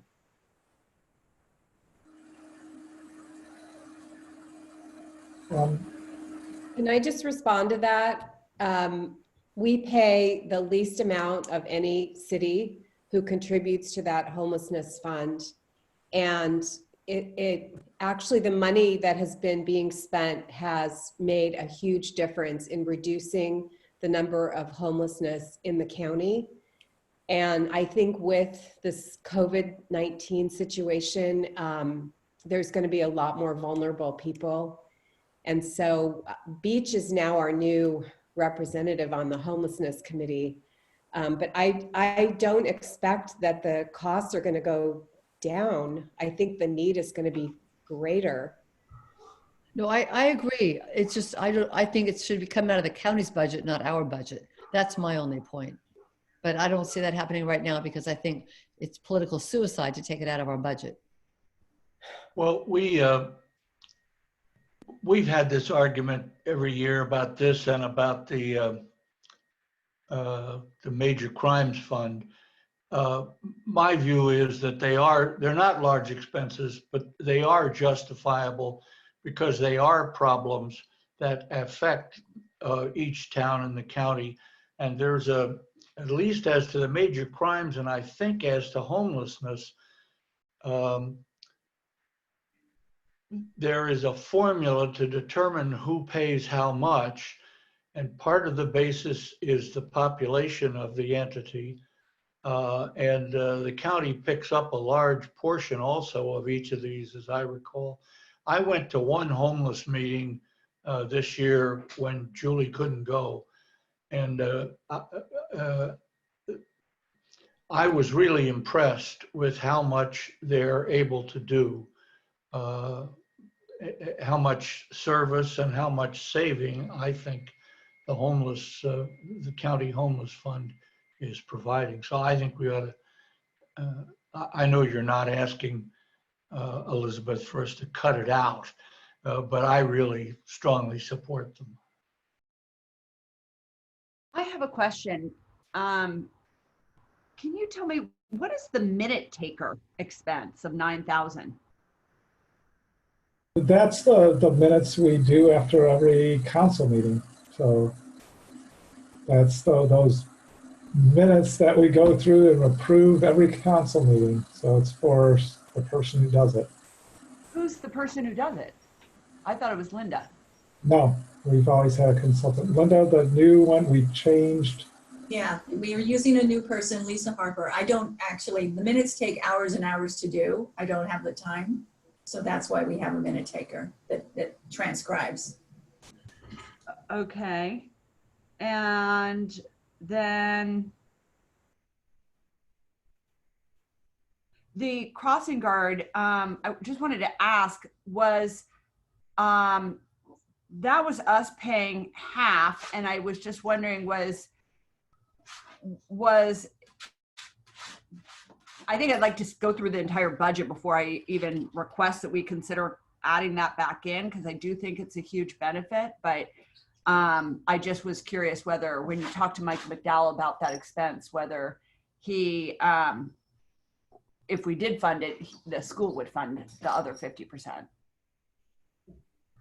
I think he would. I think he's still going through, I don't know where he's in his budget process.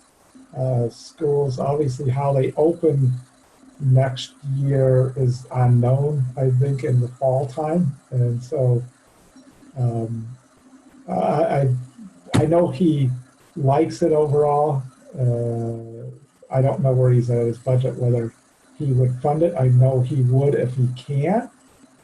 He may, and I don't know if he won't fund it even if we don't.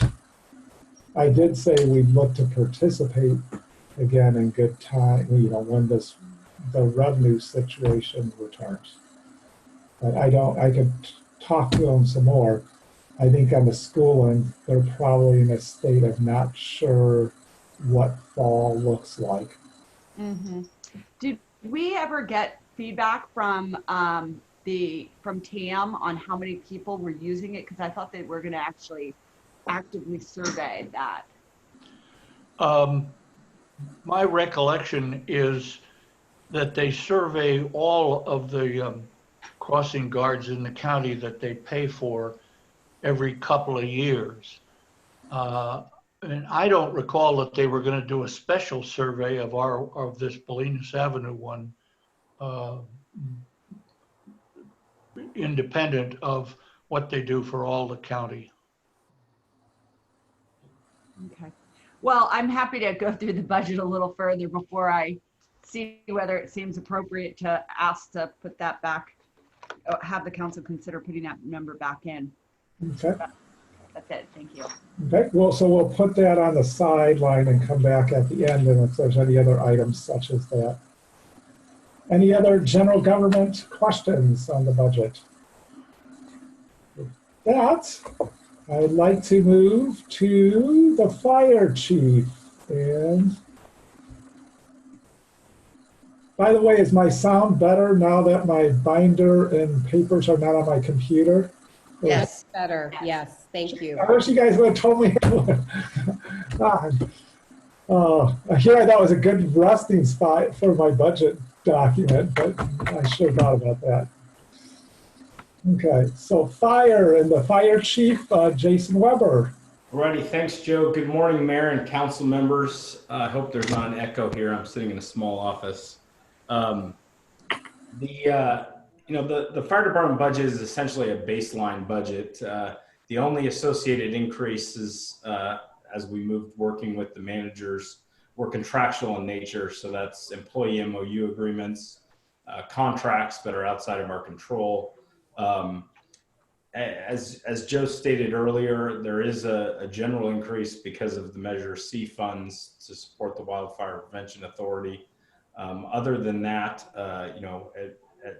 as Joe also mentioned, I wouldn't anticipate that Ross's costs be over 2% growth.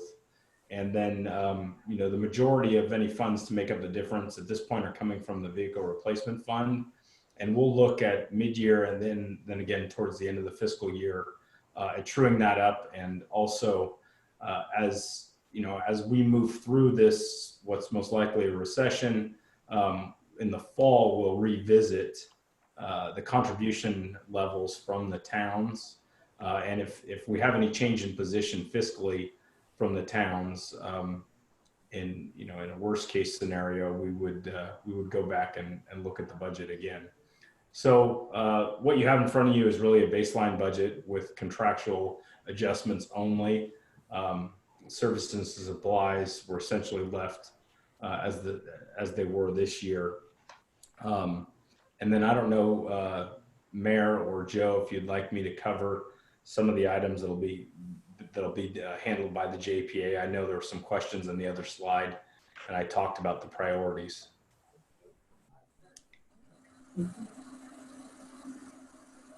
So council, any questions for the fire chief? Oh, and I should have said it's page 13, your budget document. It's page 13, tab I. I should have said that at the beginning.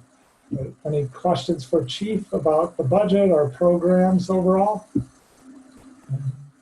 And for Councilmember Breckus and Cole, the final draft of the budget will go to your board next week, and that should be hitting your inboxes by the end of the day tomorrow.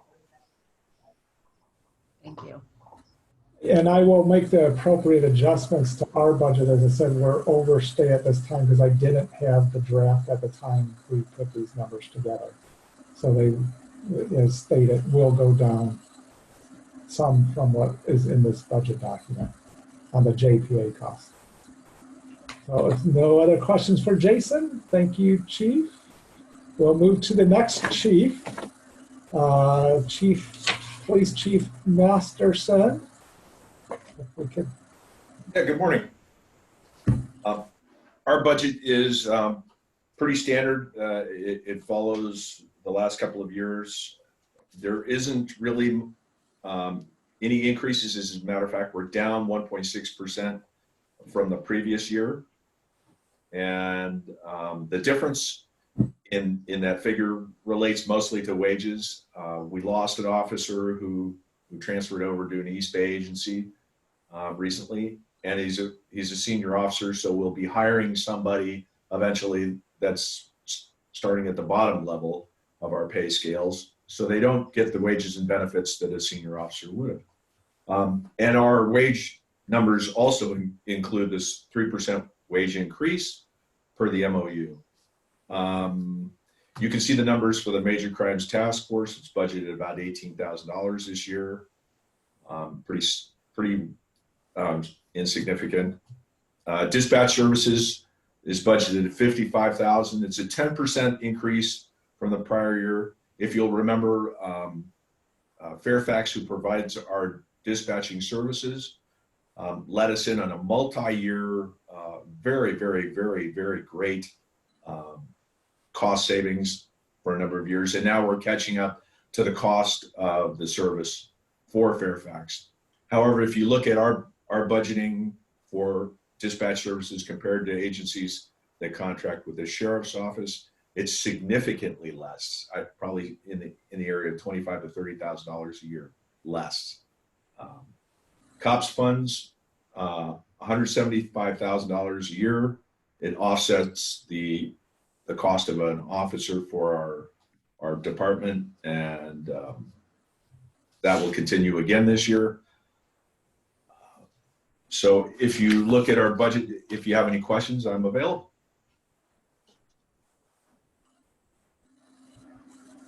Any questions for Chief or on the budget for police?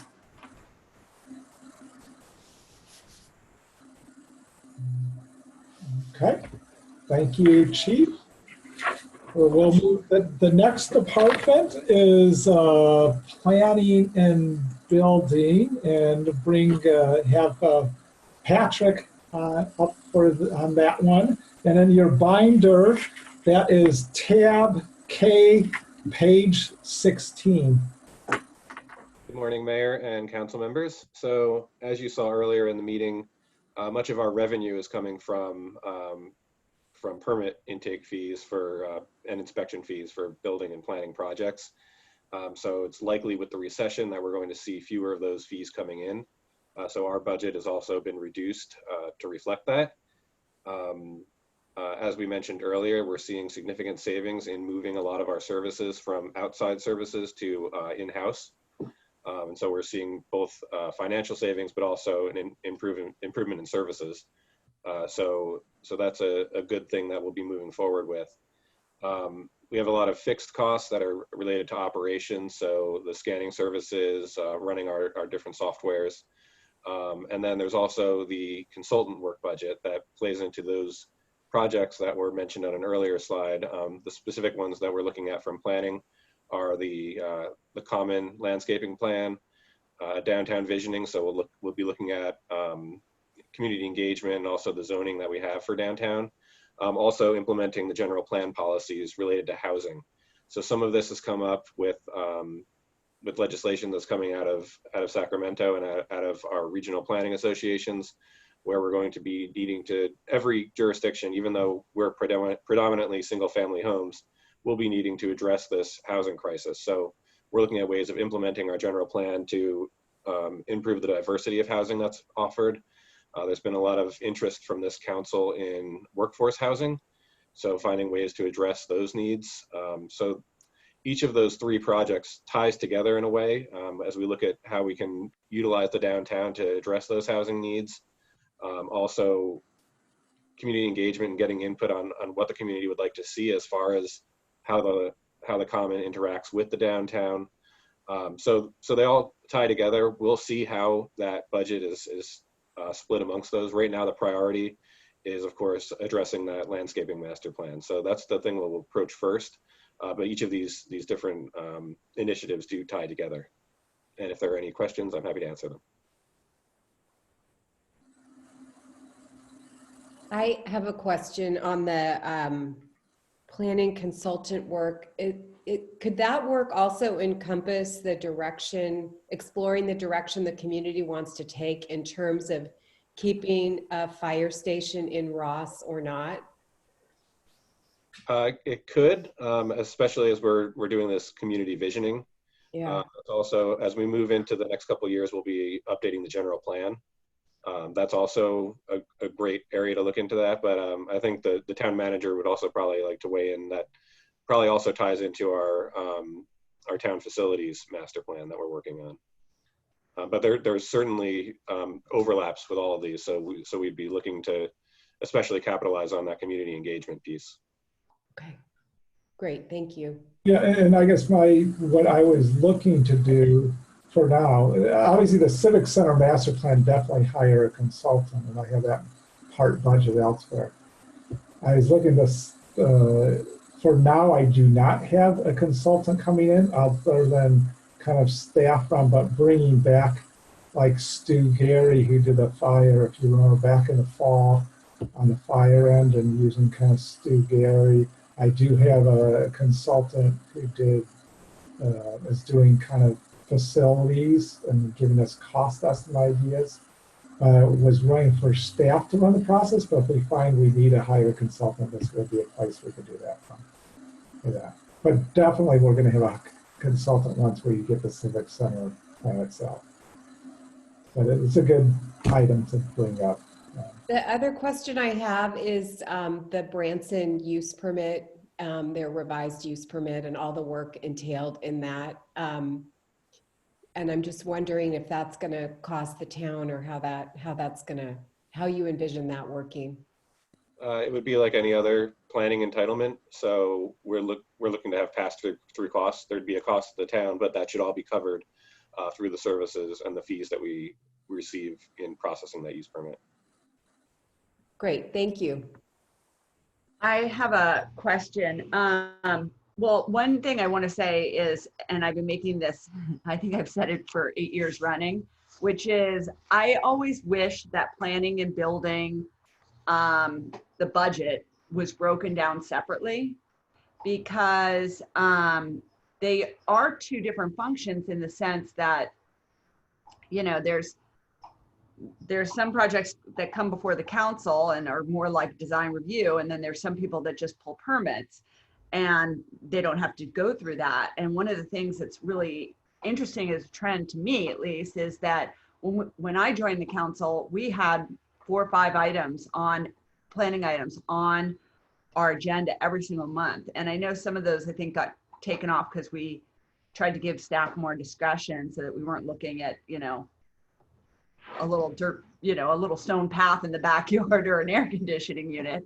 So I think that explains some, but I think it doesn't really explain the full picture, because I think my personal take is what we have done is, because our regulations are so strict, people just do everything they can to not come before the council and instead just be able to pull permits. And that certainly seems to be, the architects that I talk to say, you know, that's the direction that everybody does, because they don't want to come before the council.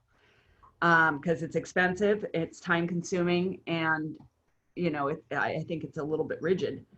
But, you know, I do think that it's interesting to me that we're looking at this kind of a reduction when we already have, I mean, I think what doesn't really get told here is that I think we already have such a reduction in terms of the full scale projects, because there's less coming before us.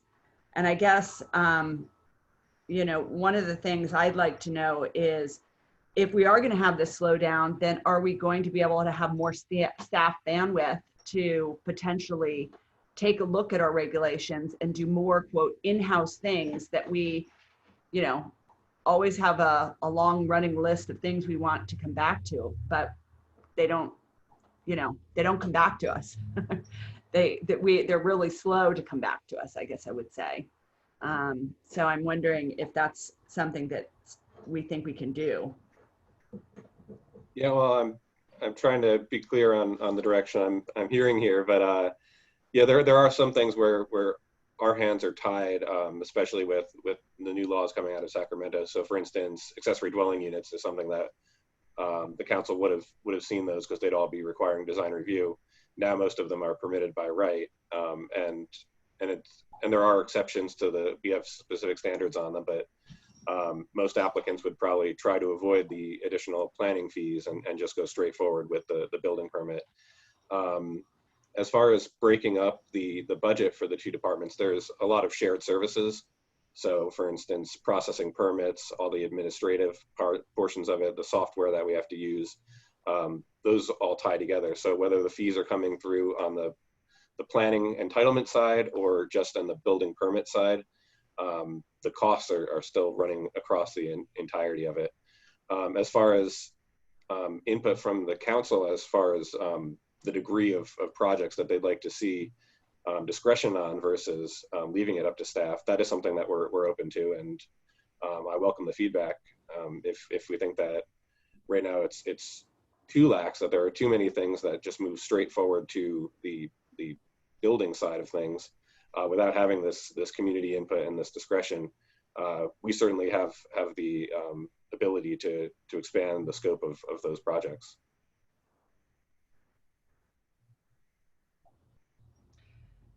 Yeah, I think maybe this is a Joe question, because I know you have a running list of things we've asked to look back. I know some of them were ones that we kind of bring up at the end of a council meeting.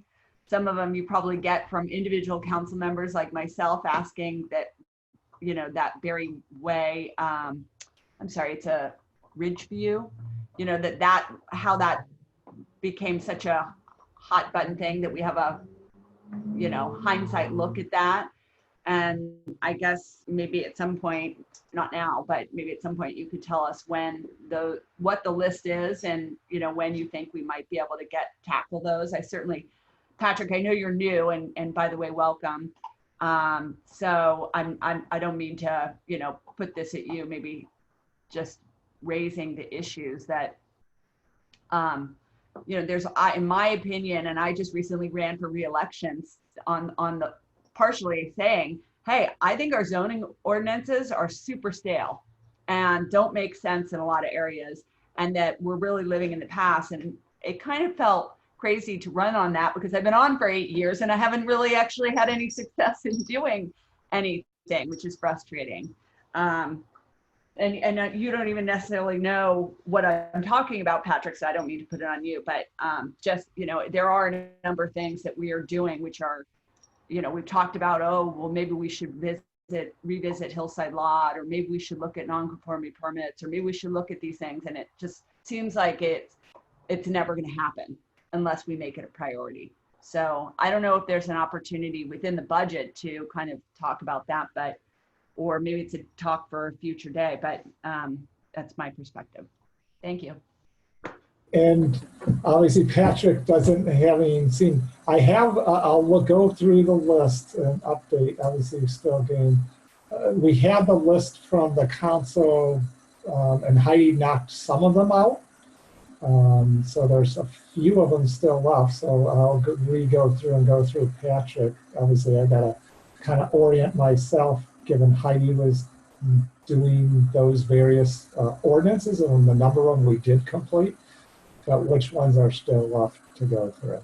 Now that being said, one of the things is Patrick and just anybody, some of those were developing because Heidi was spotting things after being here for a number of years and seeing what projects and where the stumbling blocks were. So obviously you might need to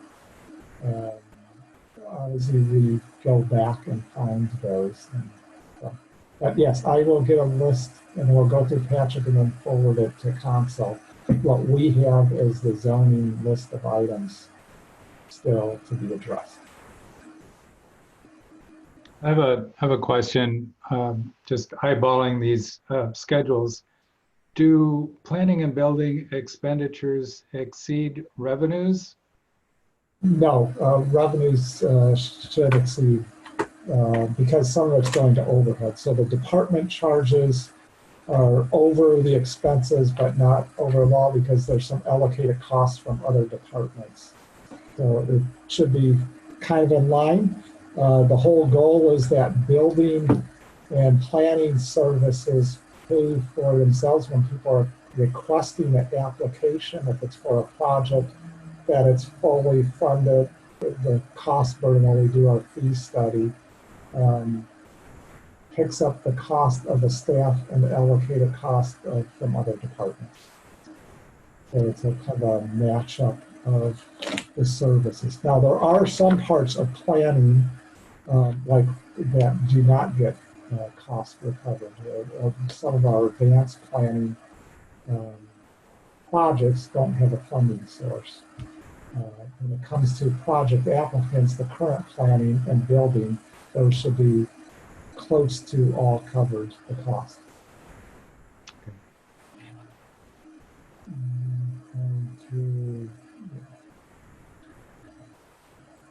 And yeah, so in this year's budget, given the revenues are down for building, but as I said, there's always those advanced planning services, and we have a number of it. Now, some of them I do get reimbursed, like if we do general plan element, we're getting a transfer in from the general plan fund to reimburse, and also the cost associated with planning work.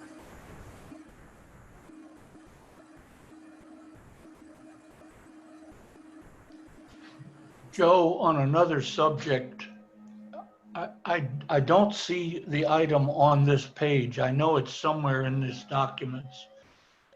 How did you arrive at the estimate for the amount we would receive in terms of fines for not completing projects on time? Are you saying the general fund or in? I keep the same number basically every year because we don't necessarily want to get the money. I'm hoping people comply in timely fashion. I believe my holding number related to the general fund, I'm looking for the page is $5,000. Yeah, so the appeal, and I call that more appeal fees, and well, fines are in there of $5,000. Now, in the facilities fund, if there's something more, we budget $75,000 a year, and that's the number we've used. In some years it's more, in some years it's less.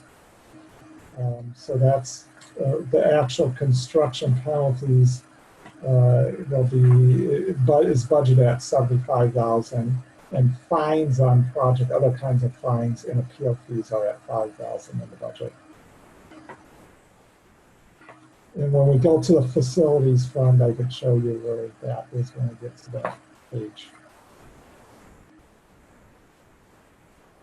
Well, I know we have one big potential fine pending. What is the status of that? To broaden it, what is the status now of how many projects appear to be headed for having to pay us fines? Well, there's the one big one that hasn't finished their project yet, that thought they were going to in late winter or late fall, and that didn't happen. And obviously now we have the COVID situation. This year, I'm actually going to guess there's going to be less potential projects, because you'll see on your council agenda this coming week. So I don't want to debate it. I'll just describe it because it will be on your May 14th agenda. The mayor and I issued an order extending time limits because of the COVID period for the time of the emergency and plus 30 days, so for 78 days. I'm going to guess that's going to reduce the number of projects that will actually fall into the penalty. So that will be coming to your council May 14th, but we've already signed the order as emergency order and ratifying it with council at the coming meeting. So outside of the one big one, I don't know. My guess is that order is going to help other projects avoid it. So I don't know of anyone outside of that one at this time. But obviously it's hard to know because there's 12 months and who's getting behind schedule or not. That one big one, are they living in that Yes, they are. property? Yes. So there's no pressure on them to bring things to completion and face the fine. Is I that think right? We could do steps that could pressure it, yes. So let's talk about that. I will talk with the town attorney on that one and get back to you.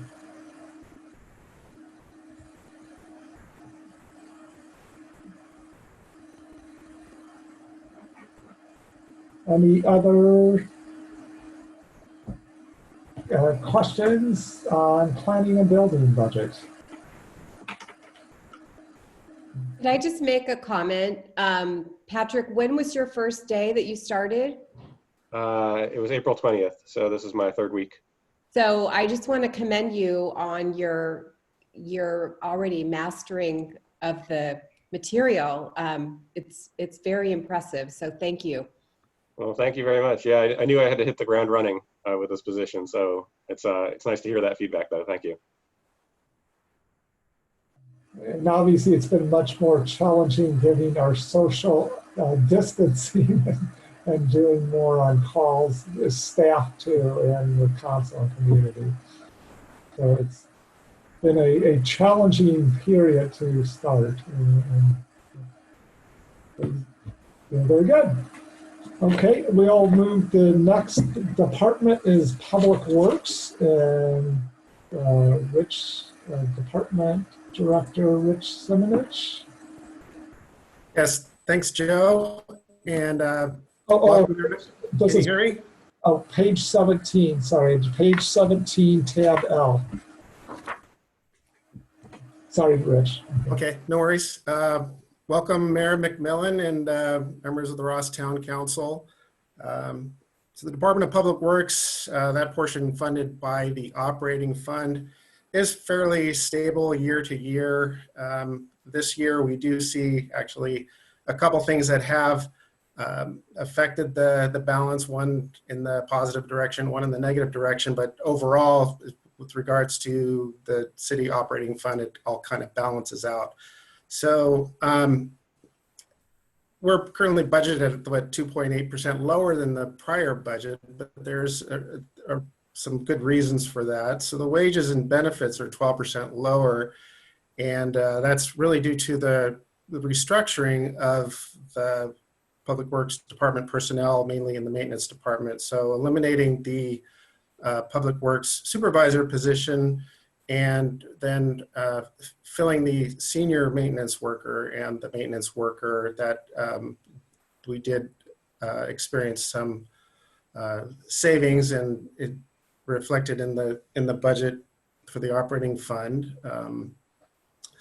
And then everything else stayed relatively stable. There is the difference in the building and land maintenance portion of the operating fund, where the Public Works Department is going to be taking over the Roscommon maintenance budget, which is this year at $65,000. So part of that is offset by the County of Marin Measure A Parks grant. But so that the expenditures for maintaining the commons is going to be removed from the from Mike's recreation department and transferred into the Public Works department. So really, that's all there is to the operating budget. Nothing else really too much has changed as far as what our expenditures are, except for those two elements. So that's really all I have on the operating budget. If you have any questions, I'd be happy to answer them.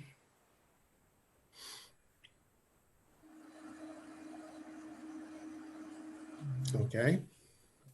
Hearing none, to move to the next department. Thank you. Recreation, and this is Recreation Manager Mike Armstrong. It is tab M in your binder, page 19, and I'll hand it over to Mike. Okay, Joe, thanks. Mayor and council members, obviously this is a fairly interesting time we've entered into.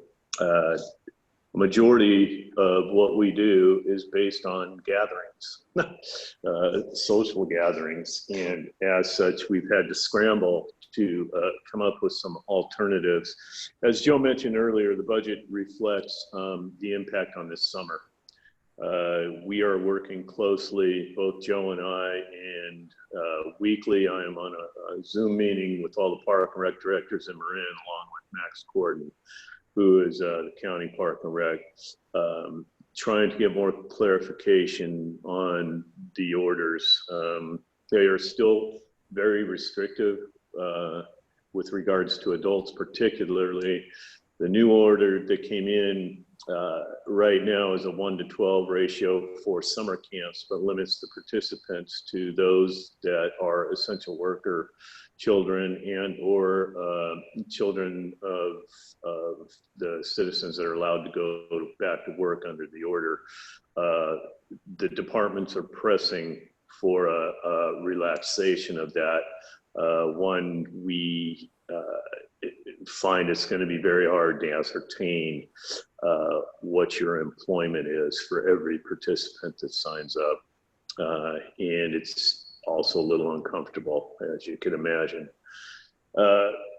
That being said, we are developing alternative plans and continuing some virtual programming in case we don't get a relaxation of the restrictions.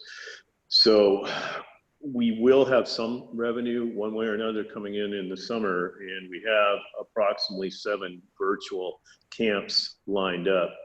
The other thing we're going to have to deal with as far as revenue, our registrations for summer have been open since early March, but they pretty much screeched to a halt once COVID-19 hit. And those were for week-long sessions. And as Joe says, it looks like the county health officer is going to press for a minimum of 2 weeks. We will have to go back in and adjust every one of those registrations we received and retool the information that we send back out. But on the expense side of it, our expenses also decrease according to the programs we lose.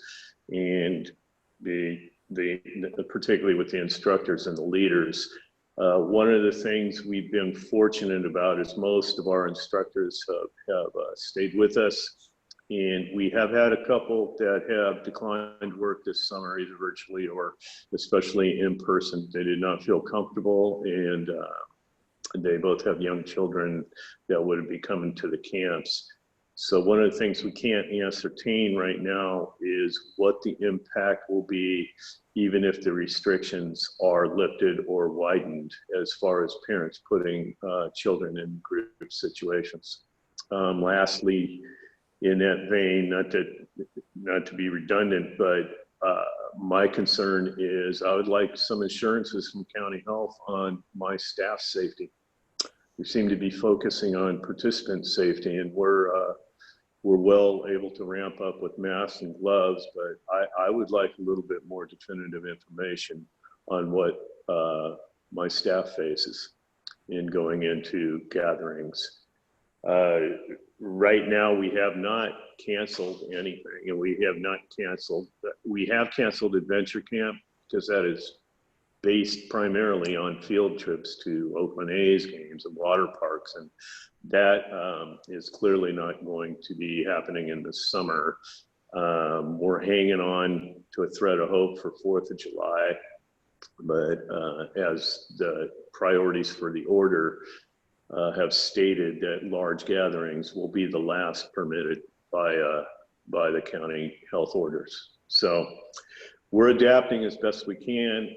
We will have some programming if this continues, and it continues to restrict the gatherings, but we're ready to go in person for most of our camps. We've adjusted some.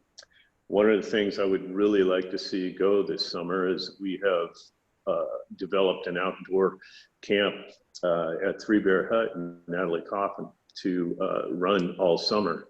And we're hoping that the new restrictions, we can accommodate that because it's a new program, as are some others.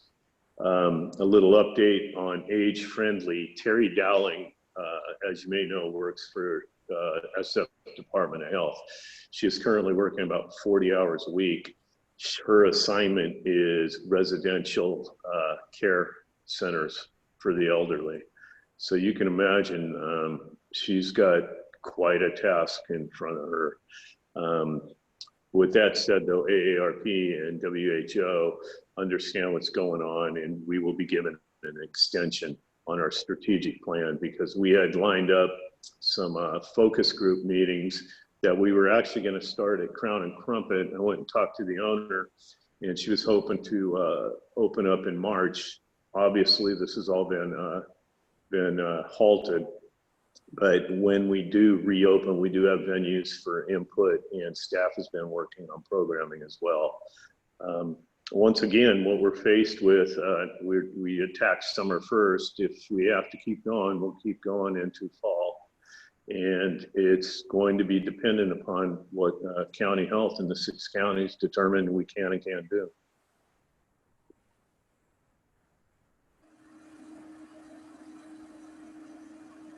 Any questions for Mike? Okay, thank you. Joe, one question for Mike. Just wondering what the plan is, Mike, in terms of the tennis courts. Any thoughts on when those might be reopened, or have they been reopened? We reopened them Monday, and we were on a county call last week, and the initial order stated it was only family members that could participate. They loosened that up a little bit, so we have posted regulations about using your own marked tennis balls, sanitizing your hands, only singles, no instruction. So they relaxed it to the point to where you can go play singles with the proper precautions. And I came in and posted the signs Monday when that order went out. So they are back open, and we're hoping that other places. We've also taken the field closed signs off because they allowed us to open up quote unquote athletic fields with proper social distancing by family members. So how we enforce that, I defer to Chief. But they're small steps, but they're welcome steps. They're being very stringent about a lot of things. I'm also involved in the golf business, and we've opened up some of the courses I'm involved with, and the guidelines are very, very stringent. Twosomes in some places, no carts. So I think we will be able to open up some programs, but not with the volume that we've seen in the past. Okay, thanks. Do you have the ability to ramp up if demand ramps up? Yes, we have all our instructors in place. Like I said, we've only lost a few. So we're ready to go when they let us go. And then, of course, we got to get the registrations, and we'd make a big push. The minute that they relax the regulations, we will be pushing out marketing and getting registrations ramped up. But staff-wise, we have the ability to accommodate it. So if you ended up with a full camp, would you then try and immediately roll it into a second camp? I mean, if it stays at this 12-person limit, or how would you? Well, yeah. So, well, for example, John Mark, as you know, is very popular. And Sandrick and John Mark are not going to be able to run a venture camp. But what we've done with them is we're going to create new camps. John Mark's going to run a soccer instructional camp. Sandrick's expanding his fishing camp, and we're also going to go into the gym for some activities. We're just in a holding pattern until they say we can do this. We have set it up, but we're waiting for the go ahead. And maybe you have no idea, but do you think that the commons and that facility is adequate for what you could do, or? Yeah, I definitely think we can space it out, even if we were at full capacity and put another full capacity camp there. We can rotate spaces between the gym and the fields. We've done that before, actually. So I think we can handle the capacity and the distancing. And one thing most of our big lead camp instructors are all teachers. They're all PE teachers, athletic directors, coaches. So they're used to this kind of challenge anyway. And going into the school year, it will I was talking with Dr. McDowell, it will kind of give them kind of a pilot going into the classroom, because this is going to be enforced in the classroom, on the playgrounds and on the fields. What about adult athletic programming? We should still have, right now, the adult guidelines are the most stringent as far as gathering and stuff. But we will open back up the gym, and we were looking at volleyball to add to the drop-in basketball. Janine and Maya have been working on some fitness programs. Once again, it's all dependent on what they're going to let us do. And it's going to depend if they're going to wait for a vaccine. The likelihood is it's going to be pretty strict as far as social distancing. Okay, thank you. I just have a comment, Mike. Thank you for your creativity and your flexibility. And this sounds like an incredibly challenging set of circumstances. I can't imagine anything more challenging, really. Yeah, it was it was a little scary, but my staff is fairly adept at social media and the Zoom thing. I have more Zoom meetings than I can't even believe how many Zoom meetings I have during the week, and they just seamlessly went right into it. So they were probably better prepared than I was for the technology part of it. But that's why we have the options we have going into the first part of the summer of virtual camps, and a lot of all the credits to them. I'm going to give a lot of credit to Mike too. He's been going through all these different alternatives and options, and will we be able to do this, and what instructors, and working with his instructors and leaders on what they could do given the COVID situation. So I give to Mike and the whole staff, because they're probably the most impacted of any department, just because their whole operation was dependent on people gathering. So, and really being creative, but also keeping what are the options. And obviously this is changing on almost a daily basis. It's like a new piece of information. Every week there is new information on what we can and possibly could do or not do. So it's evolving. The moving target.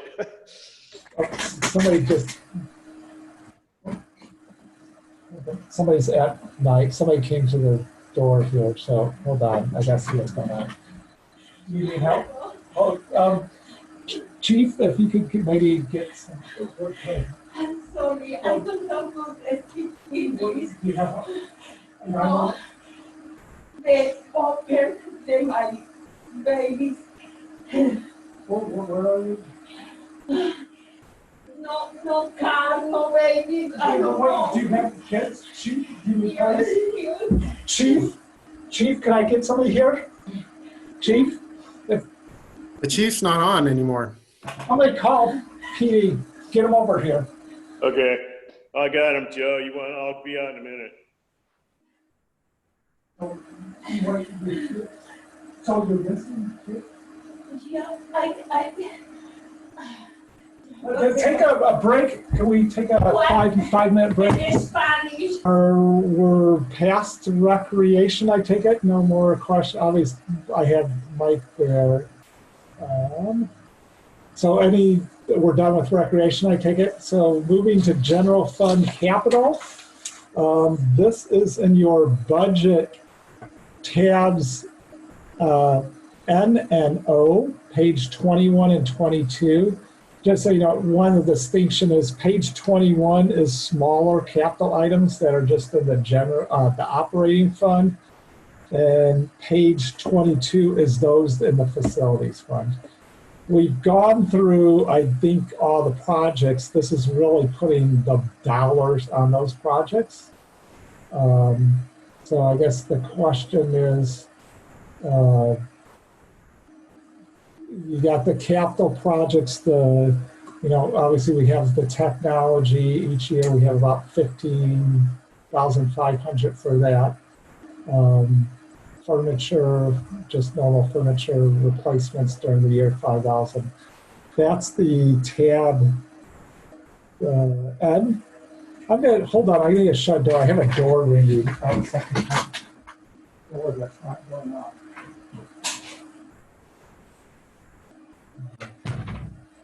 Sorry about that. I had something on the office outside going on. Are there any questions? And probably the bigger list of really the capital facilities is the page 22. This is the facilities fund that I mentioned that I want to transfer more money into this fiscal year. If you could look at that on page 22, you'll notice if you go down the fiscal year 1920 column, you'll see a fund balance at the end of the year of 20 that we're showing it going from 3.2 to 4.3 million. That's with our proposal to increase the fund transfer to $1 million this year. And I guess, is there any questions about any of the capital facilities? Yeah, Joe, question. These various items for town hall improvements, et cetera, is it contemplated that this is going to be sufficient for the town hall portion of the town offices as opposed to, say, the fire station, for example? Oh, no. Or is this just a kind of a stopgap measure while we consider a more comprehensive solution? This is just minor. This is to get the office areas in here, the current office areas, just more up to date.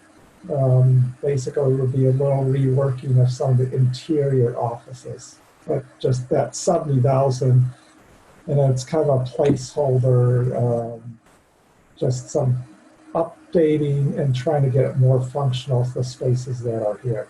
For example, the one behind the chambers was the old building counter, and it has all this stuff that has nothing to do with a workspace. In effect, it's designated as a counter and a lot of shelves for building plans, and it's convert that to normal office perhaps. In my area, the offices are quite awkward. It used to be 2 people in an awkward situation, but looking to probably redo it. And some probably repaving and carpeting and stuff. Some more minor building stuff. Now, the one thing I will say, we're looking at the seismic. You see the seismic for 80,000. We have the analysis, and for 80,000, and I would have my, when we looking to come back to council on that in the next couple of months, probably, with the whole project of what that is to help the seismic safety of the overall town hall. Is that $80,000 item? So we had assessment that just completed recently. I have a question. You know, the roots around the redwood trees as we leave the council and go to the parking lot, they're really getting bad. And I just wonder, is there anything that we can do about that? That one will be a bigger project. I don't know if Rich is on the line to, Rich, are you there? Yeah, I'm here. Yeah. So there's not much we can do as far as keeping the redwood tree roots from pushing up.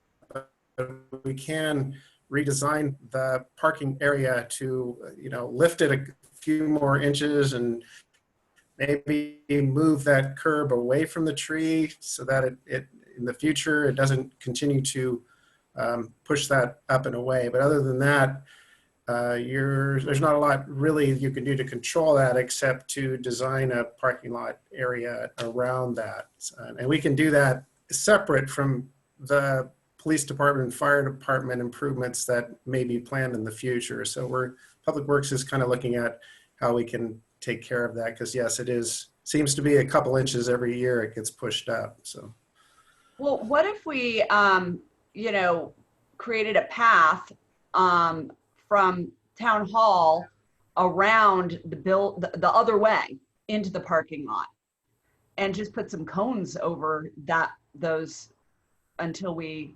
are able to do something? I mean, I don't know. Could we do something like that just to provide a safer pathway? Yeah, do that as an interim. It does, because there's a handicap spot there, it does need to be an accessible pathway or to both, in both directions. But yeah, interim things like that is totally possible. How are you saying get around the portable though? You couldn't get around the portable without a lot of grade on ADA. If you go the opposite way, you mean instead of going out towards Sir Francis, going around the back of the portable? I don't think. I don't know. I'm not even looking at it. Maybe it's a bad idea. I'm just trying to think. I think it has to be something coming out this way just because of the grades out there by the portable, or you got the drainage ditch going right through there. You'd almost do a bridge and level pathway would be challenging. But yeah, it is something we need to, and I think the issue is how do you do it without damaging the redwood? Right. Right. So maybe you have to put people onto that sidewalk and have them go west on Sir Francis Drake and then have them cut into the driveway. Well, there's no real need to have the public come in from the back that way. In fact, there is no accessibility to either the town hall or the development services portable from that direction. All we need to do is put up signs that say access around to the front, which would So that would obviate not having to go that direction, and we just have to worry about them going to the southeast around to the town hall that direction. It's just the town council members after those brutally long meetings when we're stumbling out and we're gonna fall on our faces, tripping over those redwood roots. I think that's what people are worried about. Yeah, well, more lighting would be That's, the first thing we need to do back there. Yeah, that's a good point. It doesn't have to be accessible, but it still needs to be, I mean, accessible in the ADA respect, but it still needs to be safe for everybody. yeah, so let us see if we could come up with some interim. Obviously, this isn't the long term. The long term, we'd have to redo the parking lot some, I believe. But Yeah. some interim safety things we could do. It's that handicap spot is almost out of compliance anyway, so something does need to be done. But it's not out of compliance yet. It's pretty close. Okay. Other items?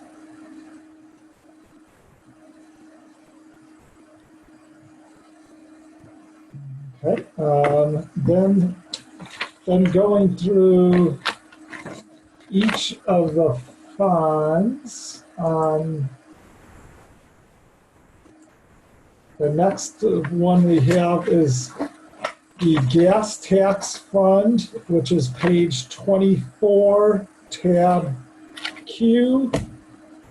And Rich, I don't know, but this should be pretty quick. Maybe I'll just do. Basically, gas tax and RMA revenues are approximately $105,000, which right now is budgeted at 10% lower than prior year. We are looking, there's supposed to be new numbers coming out of the state when the state revises its budget, and their May revise, which should be coming out pretty shortly, and they'll be providing numbers to change what the revenue side is. And basically the revenues used for a portion, both this and the next fund, we'll talk about the roadway fund, are used to fund portions each of the Bolinas Avenue and Thomas Court projects and the slurry sale program. Is there any questions for Rich or I on the gas tax fund? The next one's the roadway fund, and I'll let Rich go through this. This is on tab R, page 25. And Rich, you could go through this slide. Right, so the roadway fund, again, the components of the roadway fund haven't changed over the years too much. You have the TAM Measure A, and now we have the Measure AA funds that are added to it, the most recent sales tax revenue. Measure B, TAM Measure B comes and goes every 3 years. We got some Measure B money last year, but none this year. The next cycle's still a couple years away. And we have the TAM Safe Pathways to School revenue, which seems to be, yeah, so that's the amount that we're going to be getting, and then offset with the expenditures on the Laurel Grove Safe Routes to School pathway project, which has started. We've started the surveys and the topography of the roadway to get that project going. Improvements overall are budgeted at 662,000, funded mainly from our road impact fees, TAM Measure A, AA, and the Safe Pathway funds. The PG&E undergrounding of 20,000, that's our Route 20A project that we approved in front of the Civic Center late last year.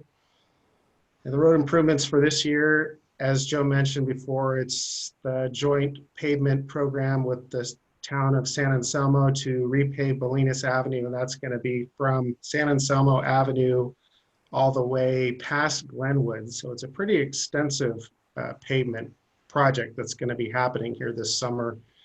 And it's one of the more expensive ones, even with the 50% cost share with San Anselmo. It's a big chunk of money that we definitely have in our roadway fund. That'll take care of that. Then we're also doing pavement of Thomas Court, which was just based on its pavement condition. It's come up on the list, and now it's set for some work on that. We started the engineering for that. That's going kind of slow with the COVID process. Trying to get the engineers to go out and into the field and do their work is a little bit challenging. So we'll see how much the Thomas Court and Slurry Seal program move forward this year. But the Bolinas Avenue project is moving forward. It will definitely happen this summer, according to the town of San Anselmo, who will be managing that project. Again, as I mentioned, the TAM Safe Pathways to School Laurel Grove project has begun its initial engineering designs. So the surveyor is able to accommodate us during the COVID crisis. And he's out there with his crews and make sure they have their masks on and they practice social distancing. So you'll be seeing those guys on Laurel Grove more and more as we move into the summer. So then the sidewalk improvement program, we budgeted $50,000 to take care of mainly the sidewalks that are along our publicly owned or town-owned properties, like the Ross Common and in front of the Civic Center, and any accessible routes that need maintenance in Frederick Allen Park or up at Natalie Coffin Green Park. So that's where the roadway fund is slated for this coming fiscal year. If you have any questions, I'm here to answer them.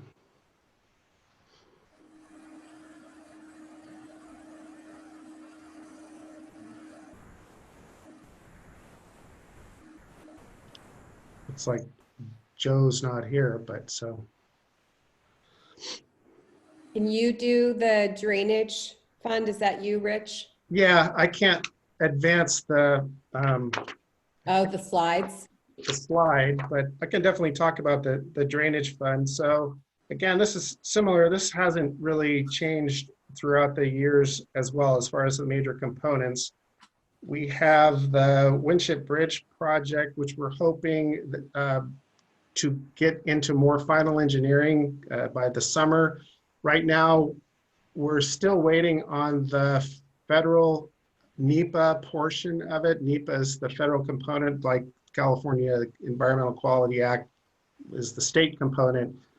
We really can't do anything until NEPA is decided by Caltrans that element's approved. We anticipate it that it'll be approved with no problem. It's just a matter of time. We're expecting that April, May. Looks like they're having their COVID issues too, so that could be pushed ahead into the summer as well. Then we could get started more on the Winship Bridge project. Drainage impact fees, you'll see on page 26, where the drainage fund is.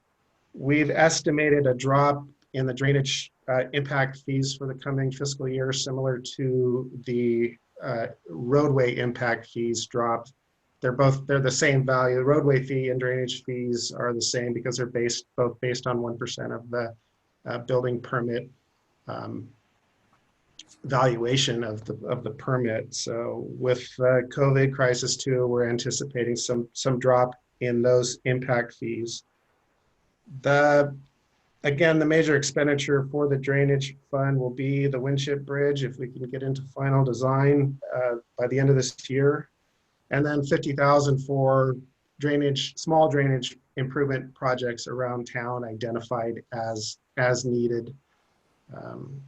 So that's really all it is, all that we have for the drainage fund. Joey, yeah, okay, we've moved ahead. So any questions on the drainage fund?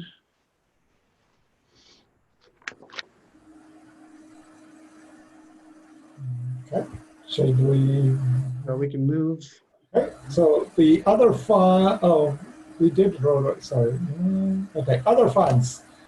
And these are some of the other funds. public safety tax is tab T, page 27. This is just the revenue collected from the tax. The rate will be $1,069 in the year coming up with the CPI adjustment, and it gets transferred from the public safety fund to the operating fund to pay for police and fire. The COPS fund is the next tab, page 28. And it's a state grant, and basically it pays for one officer's cost, about $170,000. And that spending we actually do out of this fund in the COPS fund. And it's been an annual program through the state. And then the tab V, page 29, is the general plan update fund for implementation elements. And for this year, looking at our projects and planning department, there's about, right now there's about $30,000 eligible for the general plan update fund. And then in the facilities fund, another $40,000, and that relates to some of the civic center master plan and work associated with that. Are there any questions on any of these other funds? And with that brings us to, and I'm not going to have really any presentation of the more available to answer questions. In tab X, starting page 31, is the capital improvement plan. And for this, there's, we came to the council in February, and basically this is similar to our conversation in February, and updated it for the information, or is more current information. All the projects in the first year of the plan are as what's illustrating the budget, either the current year now or next year's budget. And obviously our big challenges that we talked about is our aging facilities and the police and fire, and getting those studies going. And as I said, I'm looking to probably start that dialogue with council either June or July council meetings and the public. It's obviously a big conversation. Are there any questions on the capital improvement plan? And I do want to say, I'm sorry about the interruptions. It looked like we might have had what would have been a very, very major issue, crime issue. It ended up being a false alarm. So we did respond. The good news is what would have been a very, very serious issue isn't. So on the police side, things are fine. So, but yeah. Can you elaborate on that for us? No, you can't leave it at that. Well, offline, when we're not recorded, I will be happy. Once we're done, I could say what happened. I'd rather not, given we're in a council meeting being recorded. Elizabeth Breckus, do we want to revisit the crossing guard issue in light of the fact that the fire JPA costs may be $20,000 to $30,000 less than what's included in the budget? You know, I mean, I do. I certainly don't have any, ability to tell you what the use is. I know that my own use has, in our family has increased because, I just didn't let her walk and I just drove her, because I didn't think that was a very safe crossing area. And so, I think I've heard from other people that how excited they were when it went in. I haven't really followed up since, and now nobody's using the crossing guards anyway, but, I do think it's a huge benefit. I mean, there's, that's I don't know if you guys all have walked across it, but when you're going from Bolinas towards Winship Park and crossing that way, the cars seemingly, they have the right of way, they have the right to turn and make a right towards Town Hall on Sir Francis Drake. And some people who are not familiar with the area aren't aware of the fact that their light is at the same time the crosswalk says walk. And so it is a little bit of a hazard for children, and enough parents have thought that always, that, you know, I think a lot of people like me just don't let our kids cross unless we can physically walk across, which I sometimes do. But anyway, it's a $9,000 expense. I think it's, you know, a benefit. And I think my understanding from Beach is that the TAM has historically done an analysis of how many kids are using a crossing area, and then they decide whether or not to fund it. And this hasn't met the criteria. And I think that's more to do with the fact that people don't use it because there's no crossing guard. So it would be nice, and I don't know, Beach, if you have any, you know, ability to suggest this at TAM, that they do some analysis of this once we get back up and running, so that maybe it could be a TAM funded crossing guard, because of, you know, maybe the use when there is a crossing guard is increased. I had in my mind that there was going to be some analysis of that. That when we were told about this, we said, well, you know, that maybe they would count the trips, but I could be wrong there. You know, before it comes back to the town's budget, I mean, I agree it's nice to have a crossing guard there, but maybe we should see if the school can pick it up. If they're going to pick it up, then I think you know, then it's there. If it's not possible for them to pick it up, then, and if we have extra money, then maybe we should reconsider. But I wouldn't mind if the school picked it up. Sure. Well, as to TAM, a member of their staff, one of their engineers, Dan Cherrier, does some kind of a checkup. They run some kind of a checkup, and it's got more factors than just how many kids use it. It's how complicated the intersection is, how much car traffic there is. TAM, there are something like 140, don't hold me to these numbers exactly, but something like 140 crossing guards in Marin County, or school crossing areas in Marin County. TAM is now funding something like 109 of them, but for some reason, this particular crossing doesn't qualify for the number that they can afford to fund. So I don't know exactly what's going on, other than I don't think we're going to shake TAM out of its process to deal with one particular crossing that I agree is a problem. Mm-hmm. And what I've heard, I echo Councilmember Poole's. TAM does this only periodically. This intersection was rated low, and it could have been there not many kids, but for a number of reasons. You also look, though, this school district already gets 3 funded crossing guards, which is as many or more as a lot larger school districts.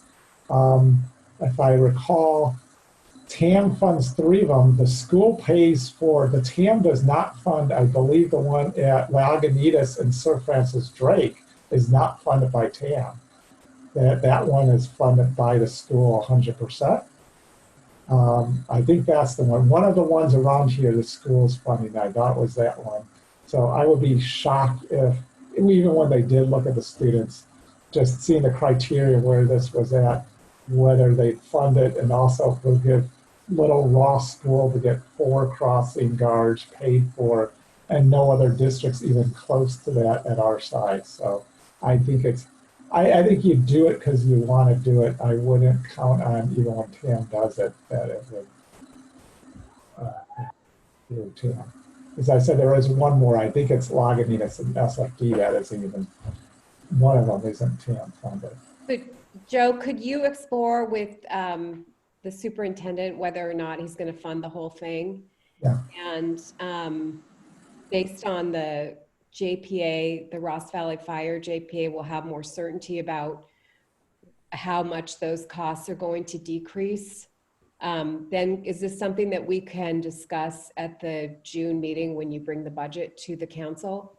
Yeah, and the other ways you could give me criteria, put it in. I would like to get the budget right, ideally. I mean, the first time. So if you guys tell me, give me direction, ideally now. If I'm going to, unless something changes the fire, there will be a reduction in the fire cost of something. But if you give me criteria, you have a savings and you talk to the school, and if the school they'll fund it fully, then don't. But I guess the question is, if the school won't, obviously if they'll fund it, it looks like they're going to fund it 100%, then go with it. The one thing, I don't know where the school is in their budget process. They have to have huge unknowns of what coming back is. But obviously they'll fund it, leave it at that. Now, if they said they're not sure or not, you know, what do I put it in? I guess it would be good to have direction. Should I put it in or not? Or the reality is I could just put a $9,000 out there somewhere that I have contingency. We could do it if we decide in the year to do it after the school, if the school can't make up their mind at this time. If I'm the school, I don't know how they're doing their budget. If they could, right now, it sounds like, you know, they're worried, or they could only have 12. Their revenues didn't get hit that I know of. So their issue is going to be, do they have a lot of expenses of COVID? For example, are they only going to be allowed to have 12 kids in a classroom and split? So you have 12 kids in all these classrooms throughout the school, or some number, they raises to 15. Well, my view is if the school needs us to help, I would rather have the crossing guard there. I think it's a goodwill gesture towards the community. And when we look to, you know, repass the parcel tax, that's a really good fact that we can list. But if the schools has the money and they're willing to pay for the whole thing, then that should be the first, that should be the goal. Do other council members feel the same as that or different? And what it would be is that I talk to Dr. McDowell, try to find this out, and if they've got covered, obviously we know where we're going. If they're not going to cover without us paying 50%, I would not want to go beyond the 50% because it's obviously a school facility. But do we put it in the budget if this is what makes the difference? Well, of course, I think that San Anselmo should bear some of this cost because it's an intersection that their people use as well as ours. But I don't feel strongly about it. I'll go along with whatever other people want.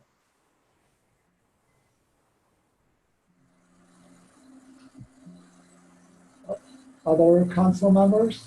Just do I have direction to put it in? It looks like Elizabeth Robbins is trying to say something, but we don't hear you, Elizabeth.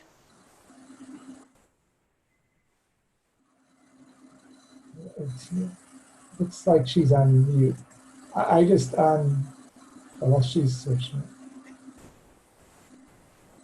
Elizabeth? Councilmember Robbins? Could you? Looks like we can't hear you. Yeah, my screen froze. That's why you can't hear me. I lost my internet connection. Can you hear me now? Yes. Okay, I would say I'm fine with what you suggested, Joe, that you put it in at 9, you don't do more than half, and we hope that the school pays for it. Okay. So it seems like we have at least 3 members going that direction. So that will be the plan. So I'll have a conversation with Dr. McDowell. I'll probably wait a couple weeks. Obviously, he's finding more and more information out his finances. So probably like 2 weeks, I'll reach out to him about that. And we have periodic calls anyhow during this with the COVID and what's going on. So. Can I ask you, Joe, do you have any more information about when we're going to get another Department of Human Health order? There's going to be a new order starting effective May 18th. It sounds like what it is doing, the main thing is going to be to allow a small amount of retail. Now, it sounds like curbside retail. I'm not quite sure what that means. They mentioned like bookstores and florists and clothes stores. I don't know how you clothes store at the curbside without going online myself, but I'm hearing that's one of the avenues. I don't know if there's additional. I know they're deeply, deeply working on this whole recreation and summer camps. We've been adamant against this whole requirement, for example, of essential service, why it has to be essential service workers, kids only. It's like, hold on, if it's safe for essential service workers, then it should be a safe environment for people that have their kids at home.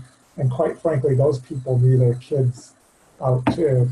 And I think it sounds, and I would argue, and did make a point to them in their writing, that it's probably safer, you would think, the kids of the people that are sheltering in place than the essential service workers, since they have more chance of bringing their kids.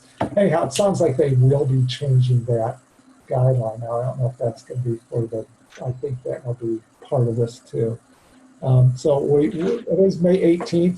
Hearing Dr. Willis, the public health officer, speak, one of the things he's looking to do is it sounds like a philosophical and the Bay Area public health officers, they're looking at these 2-week increments, that they do something every 2 weeks and see did anything change, so they can isolate if there's a spike, which change of order is causing the change.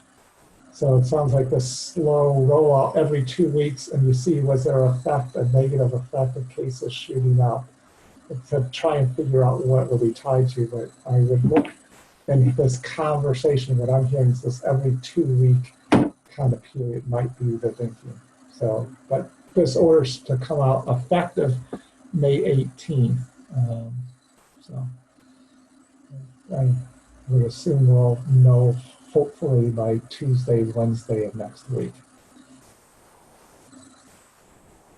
Thank you. Are you hearing anything on like short-term rentals?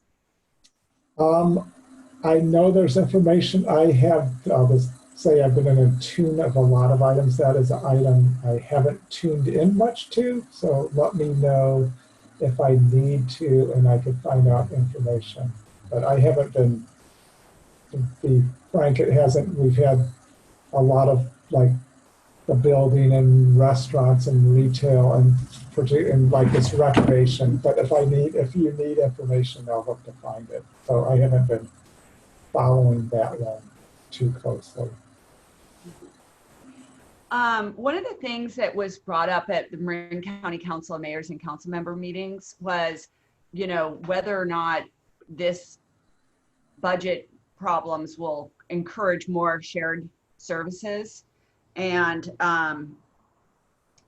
whether or not, some of the jurisdictions that look like another jurisdiction should kind of get together in some kind of fashion to try and see what they're doing that could be replicated.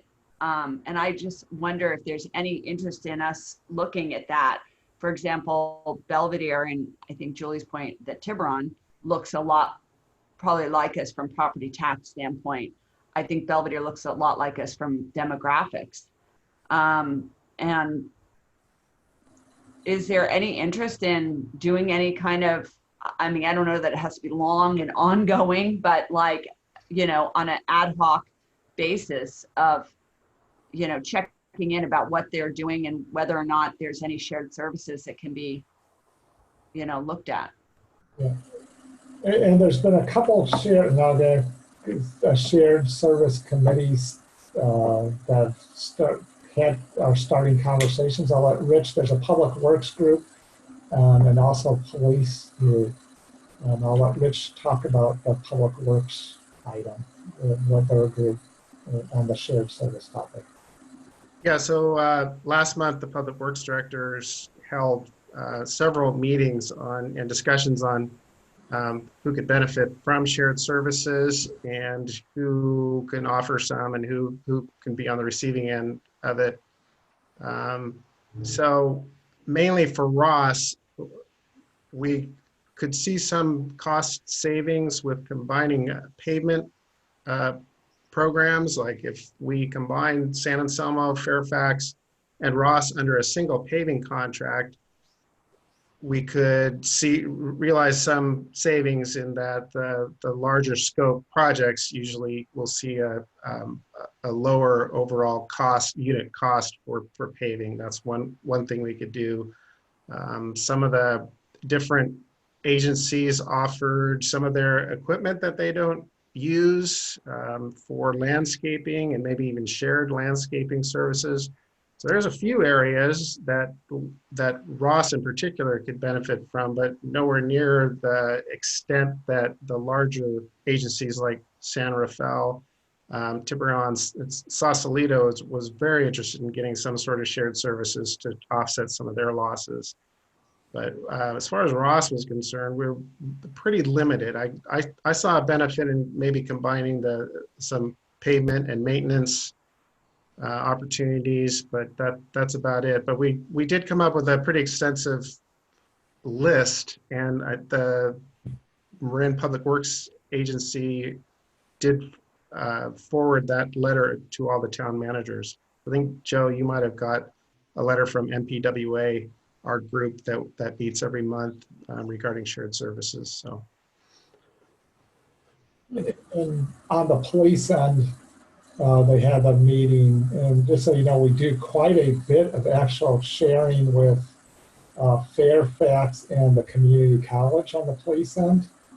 So it's probably pretty limited when we looked at how we already back each other up and share.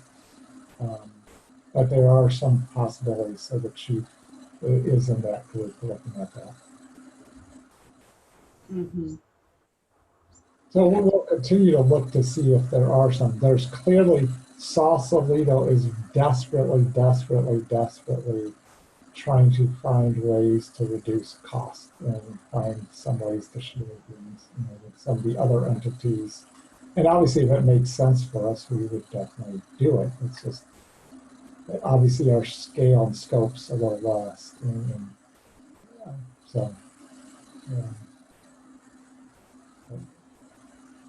The one service I think we all need, but it's not a cost savings, it's for services, IT services. That's a big one that I want to get on the agenda, but right now, that's not about cost, that's about getting the best level of service possible. And I think Marin could value greatly on that. That being said, that's not going to necessarily be that's not about money, and right now, the agencies and shared service are looking for big money savings, the ones out there. I think we're about ready to adjourn, unless anybody has anything else to say. I would like to say, Joe, thank you for all the work that you did to get this budget in such great shape, and for all your knowledge about all your departments and spending so much time getting this right. So thank you. I would want to thank the staff because they do a lot of work, and particularly Liz Ford does a very good job. And I do want to say I am sorry for having my binder on the computer the first half of the meeting. I thought it was a good stand for my budget, raised it up. So sorry about the sound on my end. Please let me know in the future. What is Beach? What are you doing? Are you already having wine? Wait, should we? I think, can we adjourn, but stay on for a minute? Okay, let's adjourn. Yeah, just adjourn, and I have something I could say what happened, but